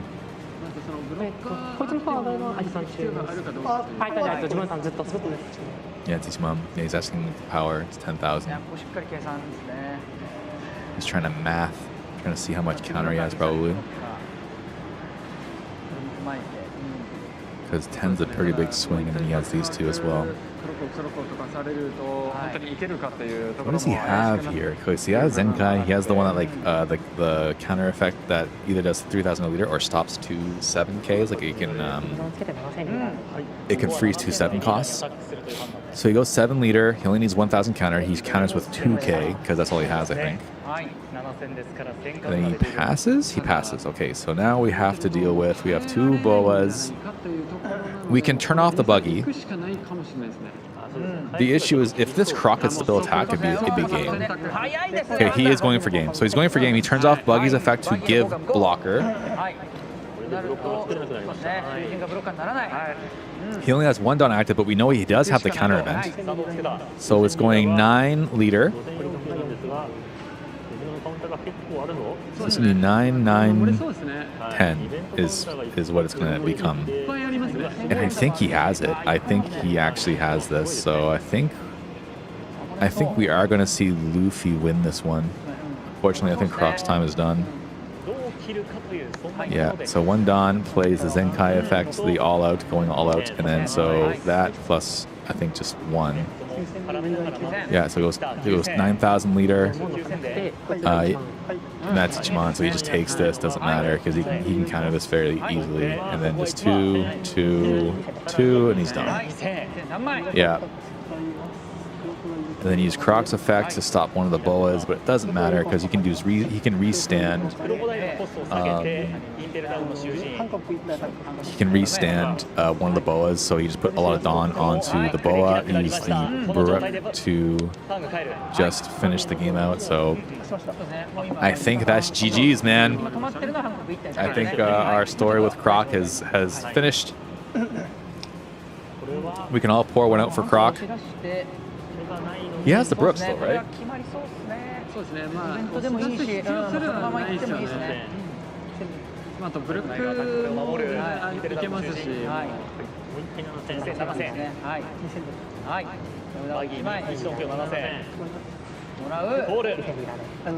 Yeah, that's it. GG!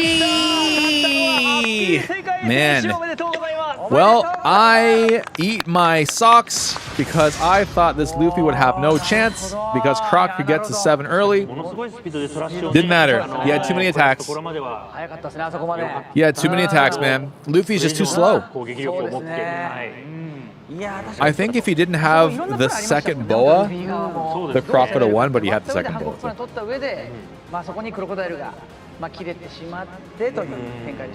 Yeah, stopping the Croc from attacking basically one game. 結構引きによってはそこでたくさん手ぶらあるとはいえカウンター値が少なかったりすることも全然ありますので Yeah, it depends on what he would have pulled there. But he didn't pull what he needed. 全然通る時もあるにはあるんで、そうですね。だから今判断も早かったですもんね。そうですね。経営者たちももうすごい練習されて、あ、もうここはもう行ってレスがですで取るしかないと。早かったですもんね。いやもうすごかった。自分のもうゲームプランがしっかりしてますね。そうですよね。Yeah, they both did exactly what they wanted to do. It just wasn't enough for the Croc. Yeah, and this fight was pretty quick actually. So they're talking about the next event. This is the extra championship. Oh, there's an extra championship. Interesting. This is also in Kyoto. I don't think they've ever had an extra championship. So this is like the extra battle format with all the cards. Oh, there's no Tempo Yosen. You can just join. Okay,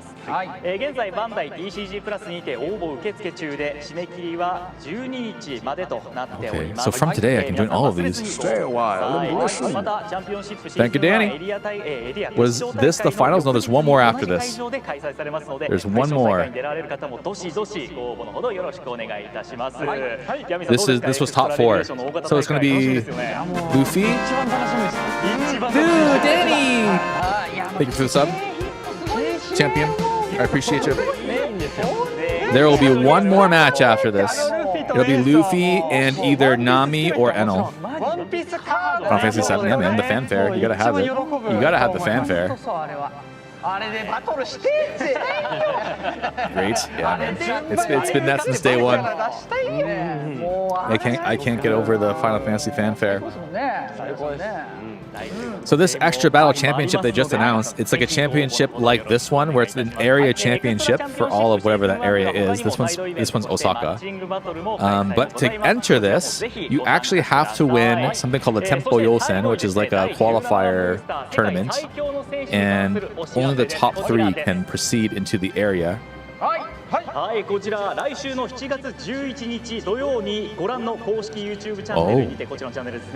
going to be new information about OP17 on this day on their YouTube channel.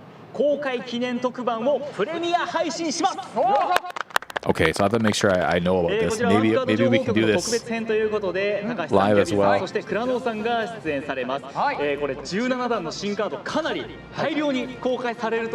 Okay, they're gonna show a lot of the new cards on this day for OP17. Yeah, there's just so many things to be excited about. They keep saying. Yeah, One Piece card no時代だ. It's the era of One Piece cards. Maybe some hints about. I'm guessing they will be showing the last leader there, Mikey. I'm guessing this will be the day, because everybody's wondering, like, when are they going to announce the last leader? I think that'll be the day they announce the last leader. I think like 95% chance that's when they'll announce the last leader. Because I'm guessing they'll reveal all the leader effects that day, and I'm guessing they'll show like some of the key cards for those leaders on that day. Because it's like a big it's like a big presentation for that. Wait, and this Luffy went for the game and won? Yes. Because Luffy froze the Croc, and the Croc not being able to swing really was detrimental to the Croc. So the Croc basically used ground death to prevent the buggy from blocking, and then went 9-9-10 to lead. But the Luffy had one Dawn active, was able to play Zenkai, like the going all out effect, the event card, plus 2k to counter 5. Took the 9 and then just countered 2-2-2 for the 10k and was able to just win that. So we did see the downfall of Croc, unfortunately. So Croc's gone. What do you think about that leader? Maybe some character from Elbaf or something like Young Garp? I don't think they'll do Young Garp or anything from the God Valley arc yet. I think that'll probably be its own set in the future. My guess for the last leader will be something like a character that that appears early on into Elbaf, is my guess. So that could be, I don't think it'll be Loki. It could be like we talked about this in one of my streams earlier. Like Hyrudine could be one, like the Hyrudine and the Giants Aizogodan, like the giant pirate crew. Could be that. Anybody else? It could be like one of the, like randomly be one of the Mugiwara, but I don't think they would have a Straw Hat Pirates leader reveal so late. So it has to be somebody important, right? So we know it's got to be someone crazy, because the last time they did this, where they didn't like reveal the last leader, it was when it was Emu for OP13. And that was the last anniversary set, right? So the last anniversary set, they showed all the leaders except for Emu, and Emu was the big reveal, right? And so now we're wondering what the big reveal leader is going to be. So it has to be somebody crazy. But I don't think it'll be Garp yet. I think God Valley will be its own thing. It could be Gunko, and that'd be kind of funny, because it would be like almost back to like when they revealed Emu. It was like, hey, we revealed Emu, remember? Well, now we're revealing Emu again, kind of like in Gunko. So yeah, it could be Gunko. It could also be Shamrock. I think Shamrock's also a possibility. But I'm not really sure what supporting cards they would have for Shamrock. So that's like the only thing that made me kind of confused about it. Because it's blue, right? I would imagine Shamrock to be like not blue. I don't think Shamrock would be like a blue character for some reason. It would probably be red, right? So I don't know if it'd be Shamrock. So my guess is still something along the lines of just like the Giants in general. So it could be like, it wouldn't be that exciting. You wouldn't leave that to the very end, would you? I don't know, man. I don't know. Maybe Gunko. Yeah, Gunko could be a good choice. It could be Gunko. Yeah, Gunko or Shamrock or the Giants Pirates is my guess. Those are my guesses. Which is 3 different things, so it's not a very strong guess, but maybe being the opposite of Shank's deck. Oh yeah, I see. So instead of red, it's blue. Actually, that could be true. Actually, Emu in Gunko body, exactly. So either way, it was Gunko into Gunko. Or sorry, Emu into Emu. So it was Emu, and then it'll be Emu again. The only issue is it's an all blue deck, right? So that means all the previously used Emu cards would not be able to be used in that if it's all blue. So because the other question is, right, like what blue deck would fit the theme? Like what leader, like what character do you think would fit blue in this situation? And I don't know. That's the question. That's the question. All right, so we have to wait a little bit more until the next game starts. I will once again push my channel. I'm so sorry, but we are literally only 2 subscribers away. Literally only 2 away from 1,000. 2 subscribers from 1,000. My huge goal. With your support, we can do this literally right now. But it looks like they're announcing Enel. It's Luffy versus Enel. The last match is Luffy versus Enel. Enel again makes it to the fucking end. Oh, should I play Enel? Do I need to play Enel? Enel made it to the end again. Again. And I think, doesn't Enel win this match? I think this is Enel favored, right? Yeah, Enel is making, not like Enel ever fell off, but Enel is making a big comeback now because of how many Luffys there are. Because there's so many ways to control your opponent's board. You have L Thor to kill the small guys, you have Mamadagon to rest and attack into the small guys, you have the Lightning Dragon to freeze any of the guys who attack you.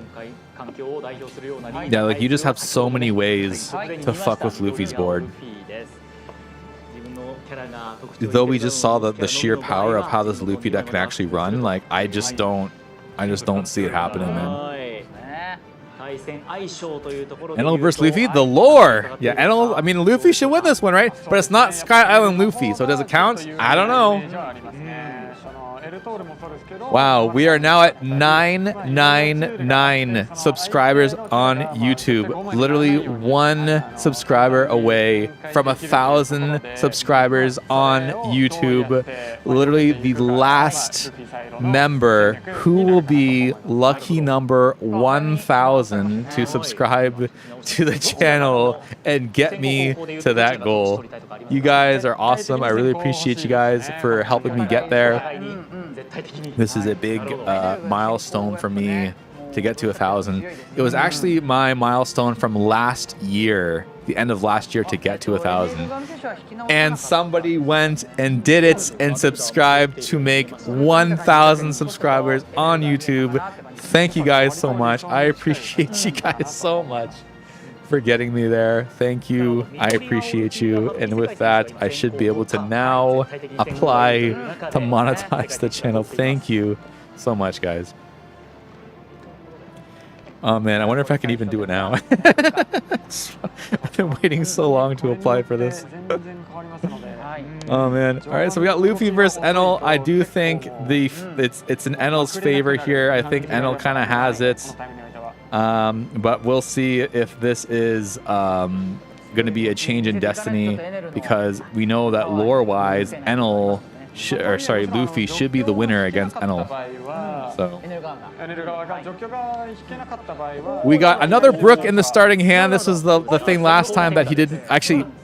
No, he didn't need it to even win last time. So remember we saw this last time, and it was like the one thing that was like, oh, if he has this, it's like an endgame card. You can't really use this.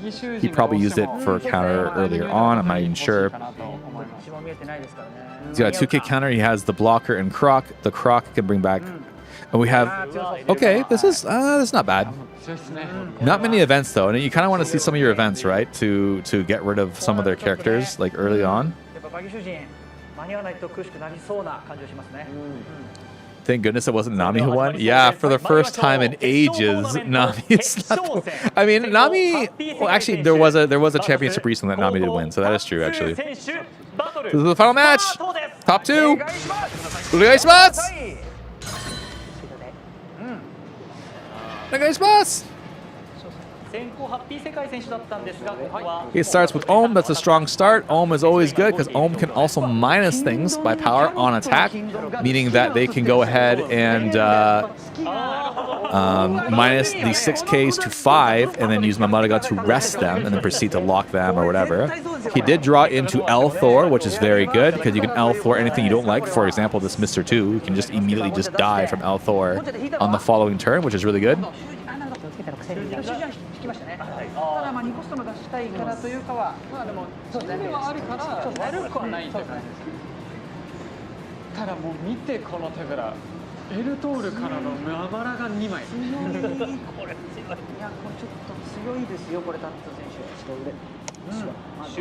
Alright, so he just does Mr. 2 into Jinbei passes. He plays Shura, so he has all these one-cost characters. All the one-cost characters are actually also very strong because they can actually trade into these smaller bodies like Jinbei and Mr. 2. And of course, Shura also being to minus something on attack can take something that's like 2 and make it into 1, requiring much more counter away from your opponents.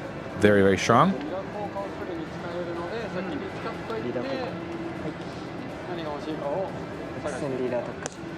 So he just goes 6 into leader with Satori. You can see the top 2. He has Pudding, and I didn't see the other one. He puts it on top, though. He has 2 Mamadagun in hand? 3? Wait. He has 2 Mamadagun. All right, so 2 Mamadagun is good enough. So this is good for him.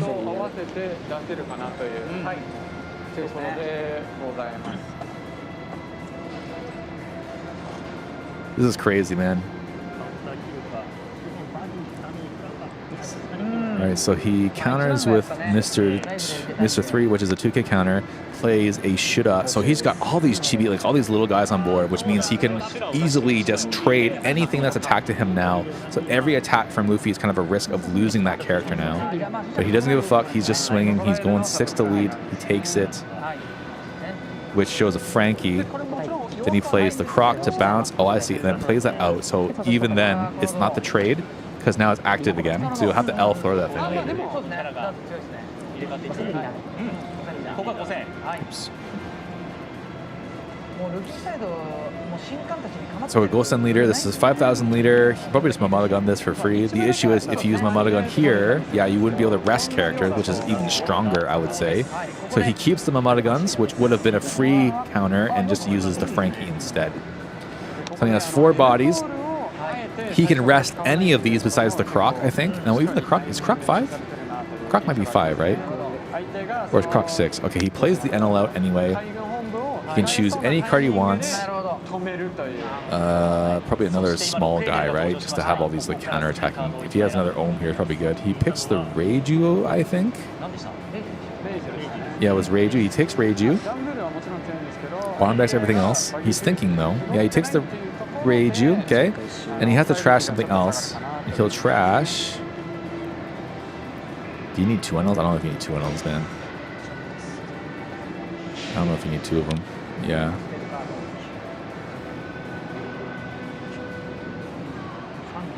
I think all of these... Okay, he trashes the Kitan, so that's something that minuses 1 and adds 1. It's not so important in this matchup, I guess you could say. Now, is he going to do some Mamadagun action here?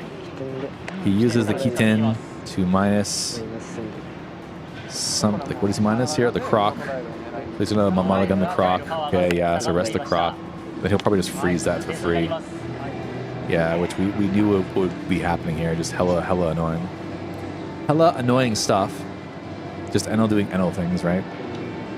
He has another Mamada gun. He's single playing it. Get Mamada gun into this Mr. 2, which is really annoying for the opponent, I think. If he can get rid of this early pressure, it's pretty strong for him, I think.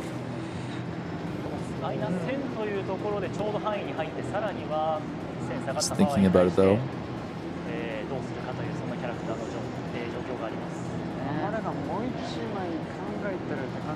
Yeah, Mamada guns. Is it going for Mr. 2? That's what I would go for.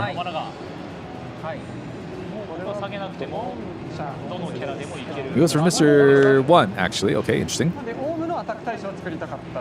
Then he'll attack with Satori, so this allows him to look at top 2. Another Reiju. Puts in the bottom. Yeah, he doesn't need a third Reiju or whatever, because I know he threw one away earlier too. He just takes it. That's fine. Does he attack with Ohm here is my question. If he attacks Ohm into this. Okay, he does attack with Ohm into Croc. Okay, so Croc is suddenly -2, so it's further decreased by 2. So he just takes it. And he's only got Bond Clay. He could even just use L Thor on this Bond Clay. Man, like the amount of shit Enel can do is so crazy. He has 2 Elthor in hand. He can clear the entire board right now. He can clear the entire board right now. And it basically costs him nothing.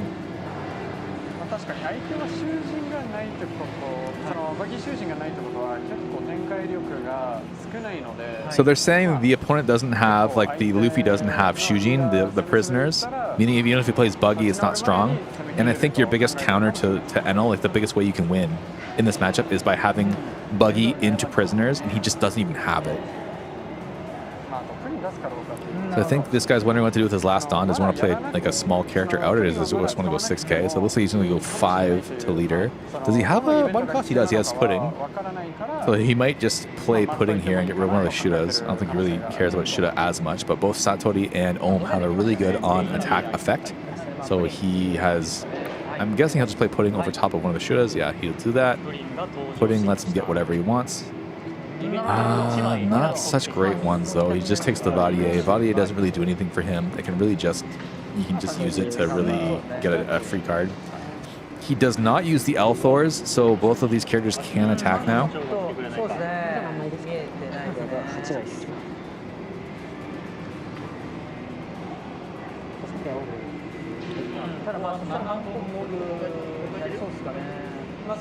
He just swings 5. Did he counter this with an Ohm? Well, he attacked into Ohm. Okay, he swung 5 into Ohm, actually. Interesting. Hancock turns off the Enel, like stops the Enel. We kind of saw that one coming anyway. Swings with the Jinbei. I think that's also 5 lead. So he does a 1k counter with the Reiju. Then we swing 6 into leader, I'm guessing, with Bond Clay. This will be a 2k counter to stop. He has Vadier. It'll probably just be a Vadier here because he doesn't really need Vadier, I think. Puts Vadier to the side because that's probably going to be what it is. Yep, counters 2 with Vadier. Draws 1 just because...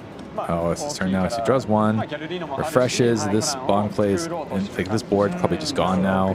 So he swings 2 into Bond Clay, looks for the top 2, puts that on the bottom, doesn't need them. Bond Clay is gone. Swings 5 into leader, or what's he gonna do here? He plays the second Enel out. Man, yeah, GG, man. GG, brother. Looks at 5. If he has Key-10 here, he could minus the Boa out.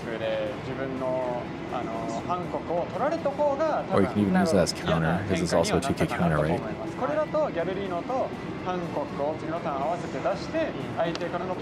He grabs something. I'm not really sure what it was. What was it? It wasn't looking.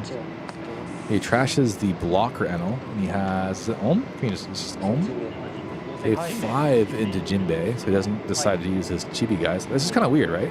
Or is that always +2? If it has the Dawn on it, it's +2. Is that how that works? As long as it has the Dawn, it's +2, meaning it is currently 4? Okay, I think it's currently 4. He just takes it anyway. There goes the board, man. Okay, so he uses leader effect, puts 4 Dawn onto Shida, so Shida swings 6 to leader. Counters that with 2K. So that was the prisoners, so we did have prisoners actually. Plays out Ohm on top of the Shida. So draw 1 and -1 Dawn. And then he just ends. He doesn't even attack. Oh, because the NL was, sorry, the NL was stopped by Boa. That makes sense. Now we have 2 NLs. Plays the Mr. 4, so that'll stop another one of the, sorry, Mr. 3. So that'll stop one of the other NLs. Draws 2. So one of the NLs is frozen. Does he have a second one? He does, actually. Oh, does he? Oh, that's Mr. 2. So 2 plays out the Mr. 2. Okay, sorry. Yeah, Mr. 2. He has 4 Dawn remaining. Does he use leader effect yet? Yeah, he did. Okay, so he has 5. If he had a buggy, he could play out prisoners. I think he does have a buggy. I don't know if he has a prisoners or not. So he doesn't. Puts a Dominator. No, he does. What's he doing? So for 4, he plays out Iwa-chan. So Iwa-chan looks at 3. You get an Impel down, Luffy, and I think you can just play that from him, right? You can play 2 cost or less. Yeah. So he'll play out a Mr. 1, get 1 draw. Okay, so he basically reestablished his board instantly. And then swung for 5 to leader on NL. So that can just be like another 1K. You can just use your Reiju here. But he might want to play a Reiju this turn, though. I could see like the next turn being a Reiju play for him.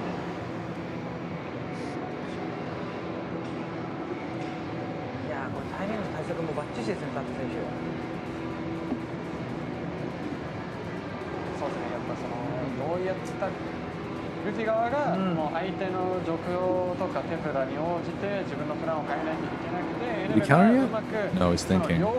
He does a 2K counter for a 5K swing. He's looking at trash. He wants to know what events he's used, probably. So he's still holding on to 2 L Thors, 1 Lightning Dragon, a Gamma Knife, and a Reiju. If he swings with Boa, it'll be Reiju and a Gamma Knife next turn. I think he's still thinking about if he wants to swing with the Boa or not. So Luffy looks at 3. It looks like one of them was the Let's Go to the Marine Headquarters event, and the other 2 I didn't really look at. Is that Bond? Okay, it's Mr. 3. Yeah, he's taking Mr. 3. Mr. 3 is just always good. Galdino's so good, man. Swings with Boa, so he'll take that. But now we're gonna do the clap back on that Boa so fast it's gonna make his head spin. Okay, we get the 3rd Enel, but I think this turn's gonna be a Reiju Gamma Knife turn. If I had to guess, he has no blocker, so he can't stop it.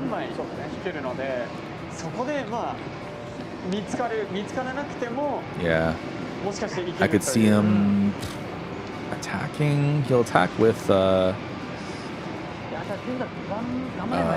Satori just to get like this to see what his next turn is. Like the thing is, even with the small guys, they have such good on attack effects that you just attack for no reason and still get value out of it, which is really good.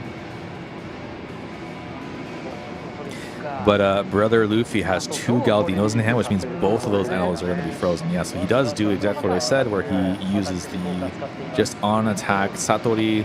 He's looking at them. He's probably wondering if he'll need another Gamma Knife or not. I don't think he will, so I would just put those on the bottom if I were him. But it's up to him. Does he see another Boa coming or not is probably the question. He doesn't. Okay, he puts it on top. He probably doesn't know that the opponent does not have another Boa and instead has 2 Galdinos. But I think having another Gamma Knife is just good because Gamma Knife and NL are just crazy. So he keeps that.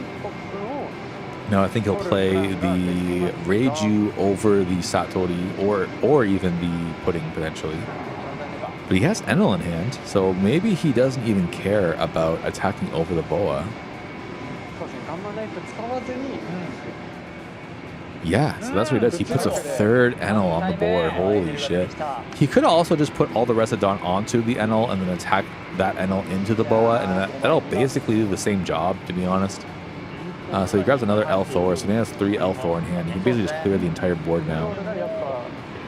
He can clear the Bon Clay, he can clear the Mr. 2, he can clear the Luffy, and he can clear the Boa all in one fell swoop. So fucking good. Yeah, so he throws away the Gamma Knife. So he just decides he doesn't need Gamma Knife, which is interesting because he just put a Gamma Knife on top of his deck. Or maybe that's the Gamma Knife he saw. No, it's not. No, it's not. It's not. So he's just giving him a Gamma Knife entirely. So if I were him, I would just use Leader Effect to put the Dawn onto the Boa. And then I would just swing 6 into Leader afterwards. And I would keep everything else active. And then, yeah, basically L Thor the fucking everything else, basically. So he uses Key 10 minus his 1 to Boa. Interesting choice. You could have also done that to the Bon-chan to make it 3, so you can L Thor the Bon-chan as well. Or not Bon-chan, the Iwa-chan. Ivankov. So now Boa is 8. Because now it would be 10 into 8. I mean, you could still just straight up, yeah, so he uses L Thor here, minus his 1, gets rid of the Bon-chan. Bon-chan's gone. Yeah, I think he has fucking 3 of these, it doesn't even matter anymore. He has 3. You could even use Mamadagon to rest the Iwa-chan and attack the Iwa-chan. You can clear the entire board here. It's so broken. What a broken deck. Okay, puts 4 on the Pudding instead of the Enel. I thought it was going to be on the Enel to get rid of the Boa, but it seems he has different plans. Oh, because Enel, oh, I see. The L Thor also puts 1,000 power onto the Enel. So Enel has 1 Dawn, so Enel is 10, 11. So that's 12. 12 into 8 for the Boa. So that's going to be 5,000 counter required to save the Boa here. Which I don't know if he has that. Yeah, so Boa's gone anyway. This is like, yeah, the genius thinking. Like, this is all the shit you got to calculate when you're playing Enel. So it is 6 into Leader here, just a 2k counter.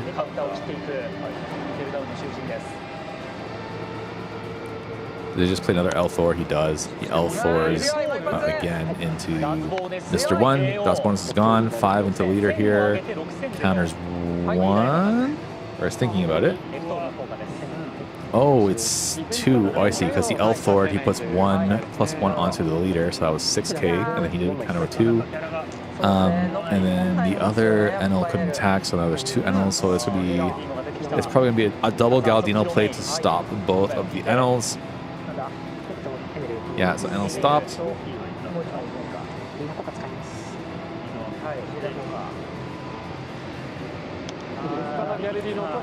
Okay, plays Luffy here. Look at 3. Gets the buggy. But it's probably going to be another Galdino here to stop the second Enel, I'm guessing.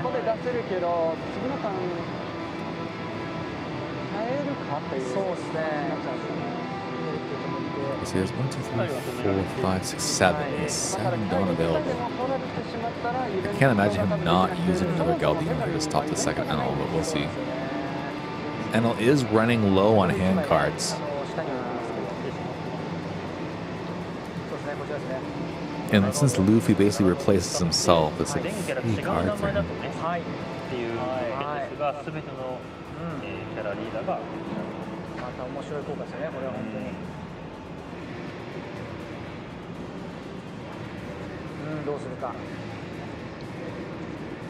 It's gotta be like a Galdino, right? Like, obviously?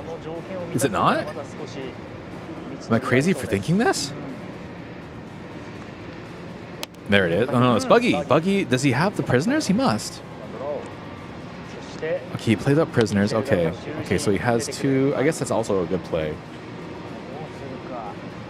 That's true. 7,000 later, he takes it.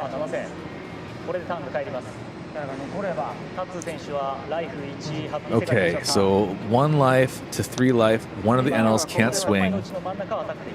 He has a 4th Enel. He has a 4th SEC Enel. I think that's probably overkill. They were probably going with Reiju here. エルトールでイワンコフを取ればイベントは使えなさそうですね。マラガンの方が強そうですかね。We do have the Mamadagan, which can... Do we have Ohm? We do have Ohm. So we can Ohm into Mamadagan against the prisoners and get rid of the prisoners that way. We still have L4 to get rid of one of the lower cost characters. So we can get rid of a Luffy that way. We can put a blocker up in Reiju, who will be a 7k blocker. And then all the attacks from like the Enels that are able to attack will probably go through to whatever their target is. Which in this case will just be leader because nothing's rested. But assuming he Mamadagunned the prisoners, he could probably just take out those prisoners as well. But the Enel does have a reduced amount of hand cards here, and we know that the Luffy player does have the Let's Go to the Marine Headquarters event card, which can allow him to attack with everything and restand them again, so it's also something to be careful of. So Ohm just attacks into nothing, minusing the prisoners, and we have a pudding play here. So it's looking at top 4, I believe. Yeah, and gets the Lightning Dragon. It's the only event available, so we got Lightning Dragon. Then we will Mamadagun this prisoners, I'm sure.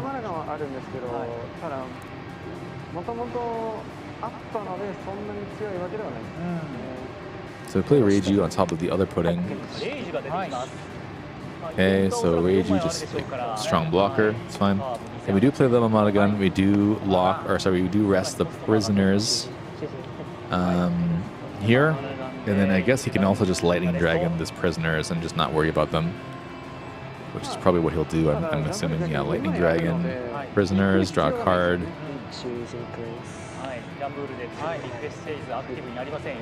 Yeah, so Lightning Dragon, so prisoners are frozen now. And then we have Enel leader and pudding swing available for us.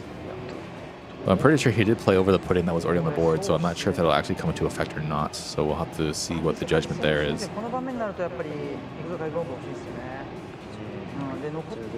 So we play... Is that another Lightning Dragon? Yeah, it's another Lightning Dragon, but he already froze the guy, so I guess he just wanted a free card here. He just wanted to change. I guess Lightning Dragon doesn't have counter, so in order to get counter, he probably played Lightning Dragon just to draw one and try to find more counter.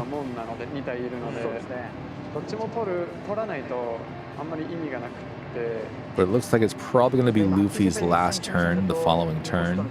And same thing with Enel, because he does not have many hand cards here. He has one blocker, and then he has 1, 2, 3.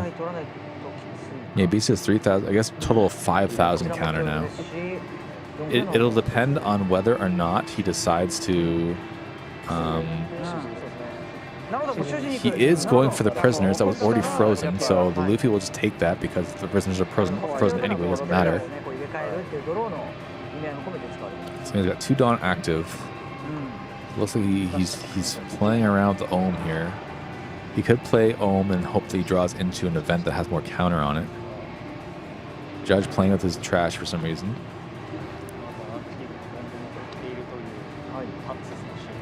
I'm pretty sure the Luffy player is just going to take anything that happens to him right now.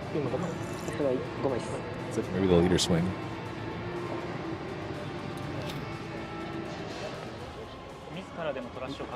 So that's, yeah, it's going to be a 7 leader, 7, 7, 10, 10 leader.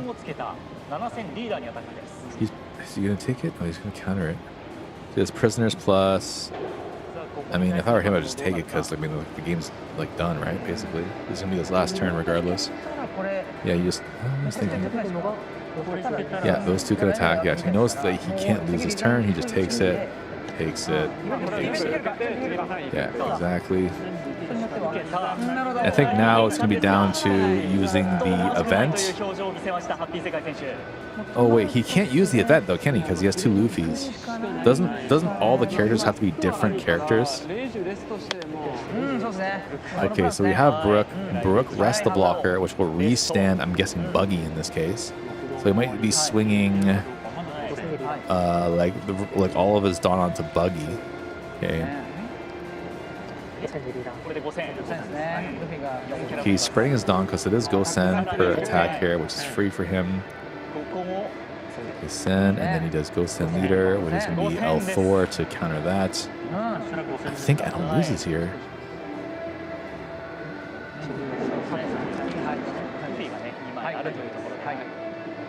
Judge was unsure of whether or not Luffy was at the appropriate power. He is, because it's other characters other than Luffy. Swing 7 with Buggy. It's a Mamadagon. He uses Buggy to stand the Buggy. Brook to stand the Buggy. He uses Leader Effect to put more Dawn onto Buggy. Mamadagons into GG. Luffy is your winner, boys! I didn't think Enel, like I thought Enel was losing that matchup, or winning that matchup. Luffy brings it home, showing the sheer versatility of the deck.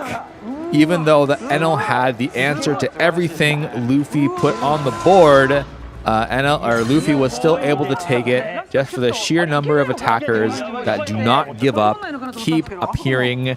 Even if you destroy something, it just replaces itself. Every card Luffy plays replaces itself. There's always a field full of attackers waiting for you on the other end, and Luffy just showed the versatility and power of the green-blue Luffy, and GG's. That's what these guys have to say. Yeah. So they're talking about how Brook can rest anything regardless of power or cost. So even though Reiju is like cost of 9, it doesn't matter because Brook rests anything. Yeah, so Brook was able to once again secure the victory for green-blue Luffy.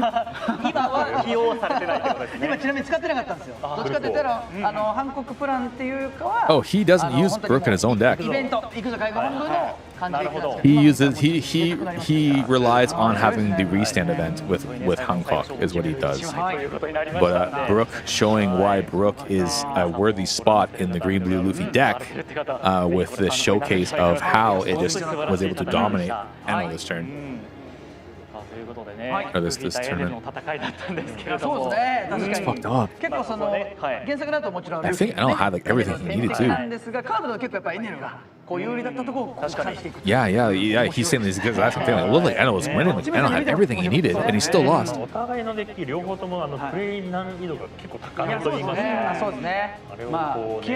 So he's saying both decks require a very skillful player to pilot them. Yeah, and he's saying like, you don't know who really has it until the very end.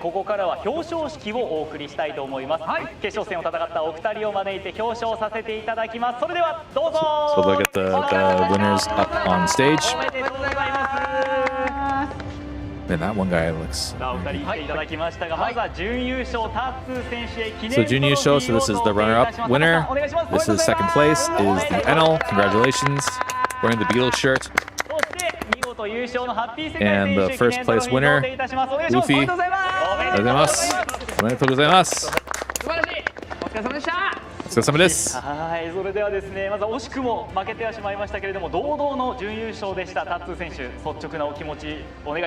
they're asking how he feels. We got this far. He's really happy we got this far. Well, that's it. So why did you use Enel? So it's the most stable deck. He is the most confident deck he had. So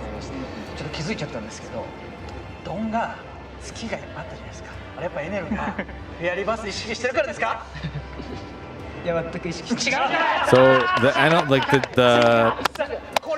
the Dawn he was using has the moon on it because if it's the electrical Luna deck, and he's wondering, is that related to Enel because Enel went to the moon? And the guy said, nope, it's not related at all actually. He just likes Carrot, I think. He just likes the image. He just likes the illustration of it. Of I think Carrot. I think it was Carrot on the moon, or like looking at the moon or whatever. 今そうですね、構築上でフランキーそこまで入ってないようには見えたんですけど、そういった選択としてはなぜでしょうか。Just wondering why you chose Enel. 今の環境、そのレイジの7000パワーが強いと思ってて。He's really strong because she goes to 7,000 power blocker. みたいに5000、6000の攻撃回数がたくさんあるデッキに対してはフランキーがあんまり強くなくて。 Okay, yeah, so a lot of attacks are 5 or 6,000 powers, but Frankie's not so strong compared to Reiju. So he chose Reiju instead of Frankie in this case. 考えのもとで起用されてたってことですね。それではシーズン1の決勝大会に向けての意気込みもぜひお聞かせください。日本一決定戦に向けて頑張りたいと思います。 Okay, so he's saying he wants to do his best in the upcoming tournament because after this tournament they all go to like a big main tournament and he wants to do his best in that tournament as well. めっちゃ嬉しいです。 So he's super happy that he won. Good for him. どうですか、緑青ルフィを選択されたその理由。 Why'd you choose Luffy? 僕のそのワンピースカードで一番好きなデッキが赤緑ローマなんですけど。なるほど。 Okay, so he likes green the best of all colors in One Piece. いけるよってなって持ってきました。なるほど。確かに。結構当時からやっぱロー使ってて。そうですね。なるほど。確かに今もうね使えなくなっちゃいましたからね。寂しかったところにルフィが入ってきてくれたから。なるほど。 So he likes Luffy and he likes green. 最高のデッキです。高橋さんどうですか。 Everything else is fast and I couldn't catch it. でなんか勝手な先入観、僕も使ってるんですけど、ルフィをやっぱなんかハンコックに使うみたいなイメージあるんですけど、結構それ以外でも最後のリーサルみたいな感じで使うこと多いんですか。そうですね。割とそのハンコックなくても最後なんかそのさっきみたいに手札が少ない時とかにはバギーとかにもつけてこういう回数とかで行ったりみたいな。 So they're saying like usually Hancock's used to, or sorry, usually Brook is used to restand Hancock to do 2 big swings. But the guy's saying like even in this case where the opponent's hand cards are low, if you can use it to just rest the blocker and do lots of little swings and even restand just like a 9k swing twice to finish up the game, which worked for him. 最近誕生日で友達が本当になんかみんな揃えて10枚。 So his birthday was recently. He just had his birthday. And it was a good birthday celebration for him to win this tournament. 素晴らしいですね、エピソードも。はい、そんなね、もう心温まるエピソードも聞かせていただきましたけれども、シーズン1決勝大会へ向けての意気込みもお聞かせください。今まで2回出てちょっと負けちゃってるんで、今度こそは勝てるように頑張りたいです。 So saying, what are your feelings towards the future tournament? He said, "Oh, this is I've lost twice now, but this time it will be the time that I win." That's what he said. Okay, so next we have Fukushima, Fukuoka, Hiroshima, and Tokyo. So my tournament, the one I'll be in, is here in Tokyo. It's the last one actually in Makuhari Meisei. Makuhari Meisei ka? Last time it was at Tokyo Big Site. So they changed the venue. Meisei is, Makuhari is bigger, I guess. それでは配信終了のお時間でございます。視聴者の皆様お付き合いいただき本当にありがとうございました。 So saying it's the end of the stream. Thank you for everybody who joined until this time, and let's get some of this. ハッピー世界選手でした。おめでとうございます。ありがとうございます。Congratulations, boys. Thanks for reminding me that I'm probably not going to win with Shanks. Shit, do I gotta play Enel? I mean, Enel still lost, but like, do I play Luffy? I don't know what to play, guys. I'm lost. What do I play? I don't know. I actually don't know what to play. I don't know what to play, guys. But that's the end of the tournament. Thank you guys for joining me until now. Thank you guys for helping me reach my 1,000 subscriber goal on YouTube. I am super happy that this happened, and I'm happy to enjoy this event and this stream with you guys. It means a lot to me that you guys are able to support me here. Thank you so much, Danny, as well, for the Prime sub. Your guys' support means the world to me. I know there's many other really good streamers and YouTubers for the One Piece card game, such as Kai Lakai, who's also, I think, live commentating this event. But thank you guys for choosing to be here and help me reach my goals. I appreciate it way more than you guys know. And I'll be back on Monday. 1,000 boy, you hit 1,000. Yes, we hit it this stream. We had a 1,000 boy. You are the 1,000 boy. Congratulations. Thank you so much. Yeah, it was due, like, thanks to everybody that joined the stream, this Taikai stream, that we could pull it off. I'm really happy too. I didn't know how much longer it would take. So it was I really appreciate it. And we got Tommy here. GG's Luffy has a huge D apparently. Yeah. He is Monkey D Luffy, so if he's got the D, we know that much. Hopefully we'll reach 10,000 soon. I mean, I don't even really care so much about subscribers from this point on. I just really wanted to monetize my channel. Of course, the more subscribers that come, like, the better it is for me, because then we get sponsor deals and things like that. But I really just wanted to monetize the channel so that, like, you know, we can even get ad revenue, like just any passive something we could get, because then like that allows me to go to more events. It allows me to go out and film more. It allows me to get better like camera equipment. Like it just makes things so much easier to continue production, right? If we can get that support. So yeah, I really do appreciate everybody subscribing over on YouTube. I'll just spam it one more time for anybody who hasn't subscribed yet. But yeah, we just reached 1,000 subscribers. If you want us to continue and make that grow even more, then there we go. And do Phasmo streams. Yeah, actually, now that we've reached 1,000 subs, we can go back to also doing like regular games and stuff like that on Mondays, which I'm looking forward to.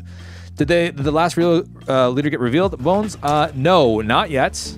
But they did announce. Who are you? But they did announce that on July 12th, they will have a stream for the OP17, which they will reveal a lot of new cards for OP17. And I believe that will be the day they reveal the last leader. So July 12th, I think it was a Saturday. Let me just double check my calendar to make sure I'm not making up that time. Yeah, 12th. It was a Sunday. So next week, actually. So 1 week from now. Yeah, 1 week from now, they will have a stream revealing more of the cards and like of the new set, meaning that I strongly believe that will be the day they reveal the final leader.